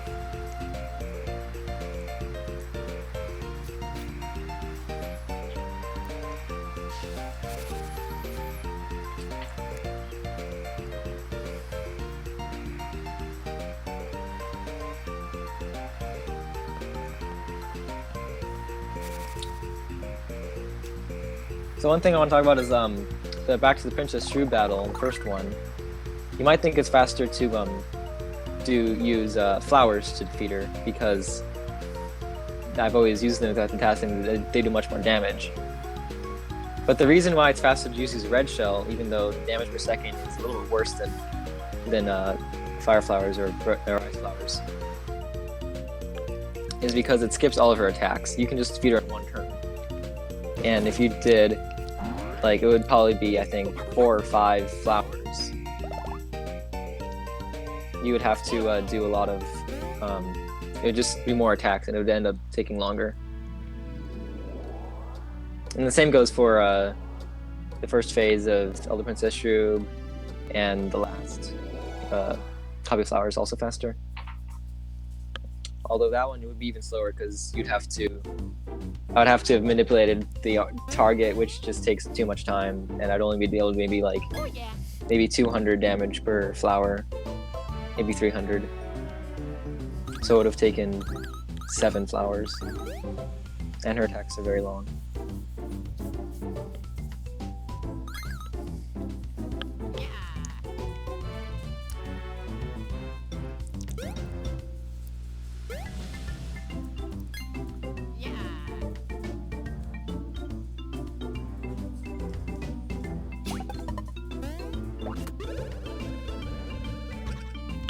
And surprisingly, to me, it was faster to roll right here, too. That's like 5 frames faster. Huh. I thought it would be more.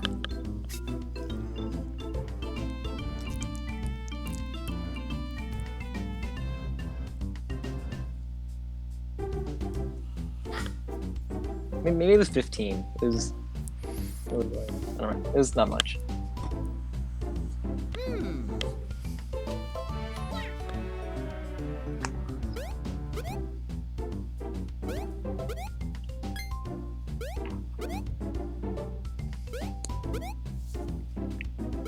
Best quote of the game?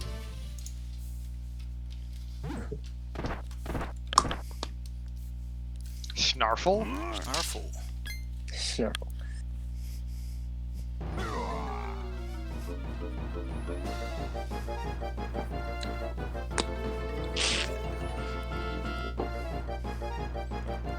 Alright, so this is technically the last fight. It is a little bit trivial unless you're Anwanu in the RPG Limit Break race or relay, where he decided to troll everybody. That was still amazing.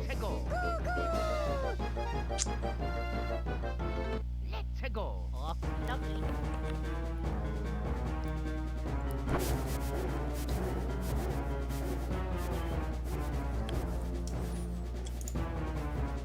So I didn't do any RNG manipulation in here. I tried to, but it all ended up being slower.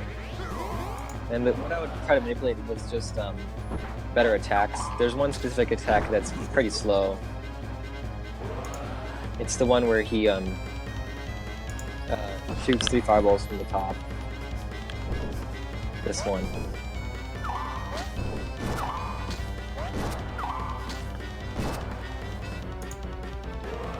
And I tried to manipulate him, but he always did that attack twice. What is it with Bowser in this series and being possessed by the spirits of weird girls? I mean, Bowletta, and then now Princess Shrew, other Princess Shrew.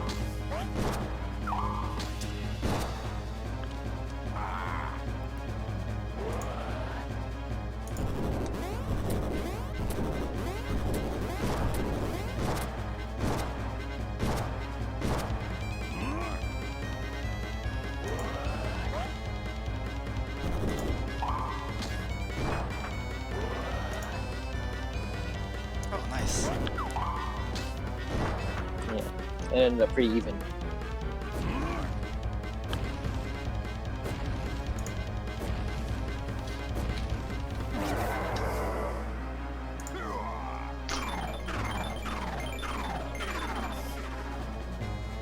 There we go.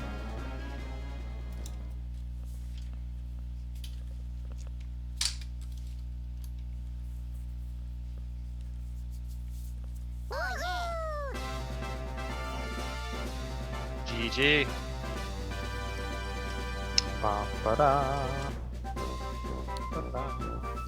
This will only be very, very slightly faster because of TAS.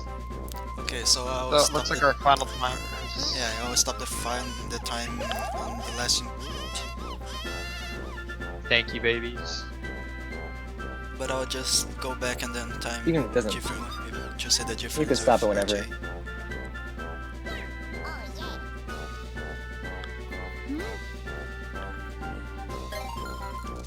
Anyone remember how many more Yoshi cookies Luigi has? Just one. Babies. Let's go.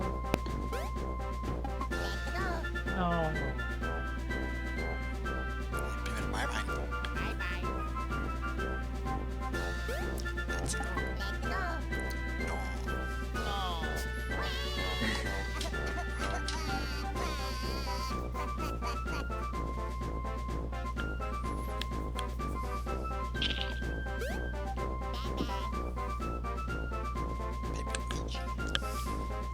Baby Luigi. Baby Luigi.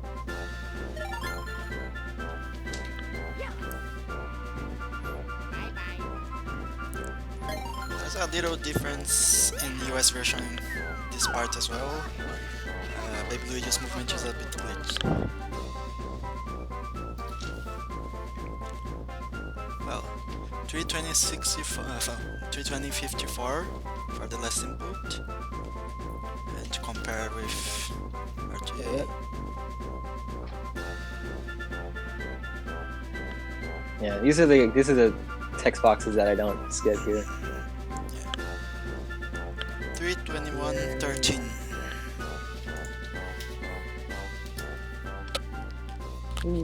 So yeah, the task timing was 3:21:09. Good job. Good show. Yep, there we go.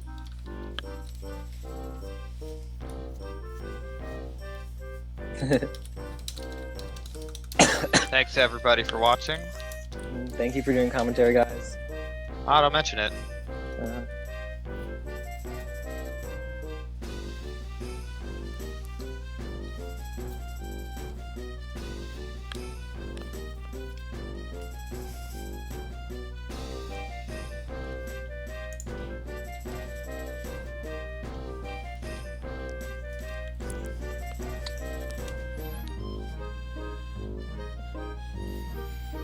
I like the little pictures for the credits in this game. They're kind of so neat. cute, yeah.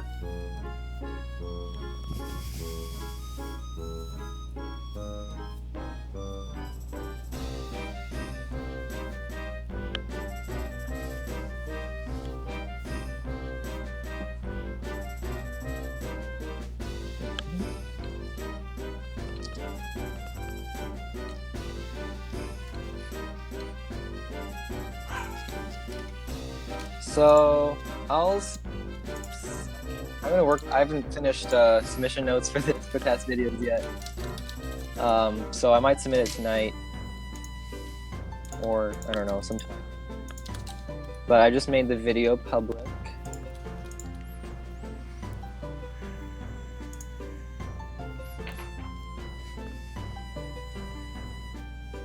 So if you want to check, can I post the link to the YouTube video? Yeah, I'm about to do it. Yeah. Oh, okay. There you go.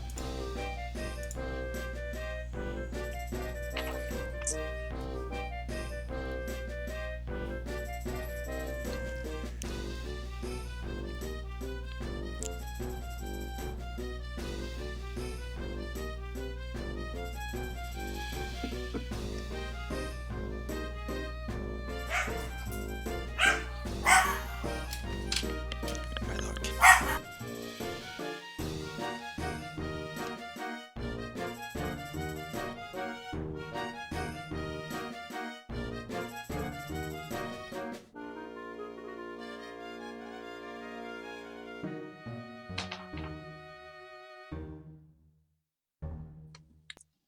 That was Partners in Awesome. Time. hmm 321:13 or 320:54, depending on Yeah. last input or last text box. Yeah, and for the official, and for the power on timing, it was 3:21:09. Yes. I'm not sure how he got 56 though. But Oh, good.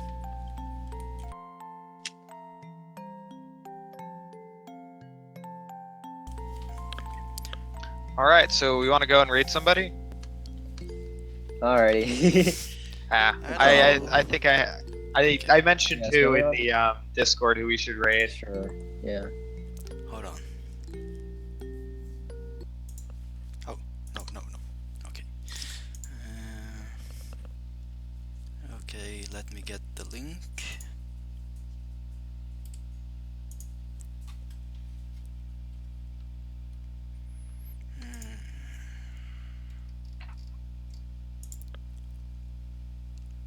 Here.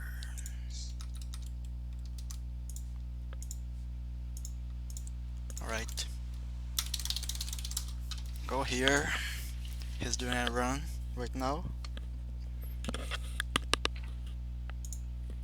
I don't know about the message. Put whatever you It's want. PogChamp. Eh. Whatever. Raid with PogChamp.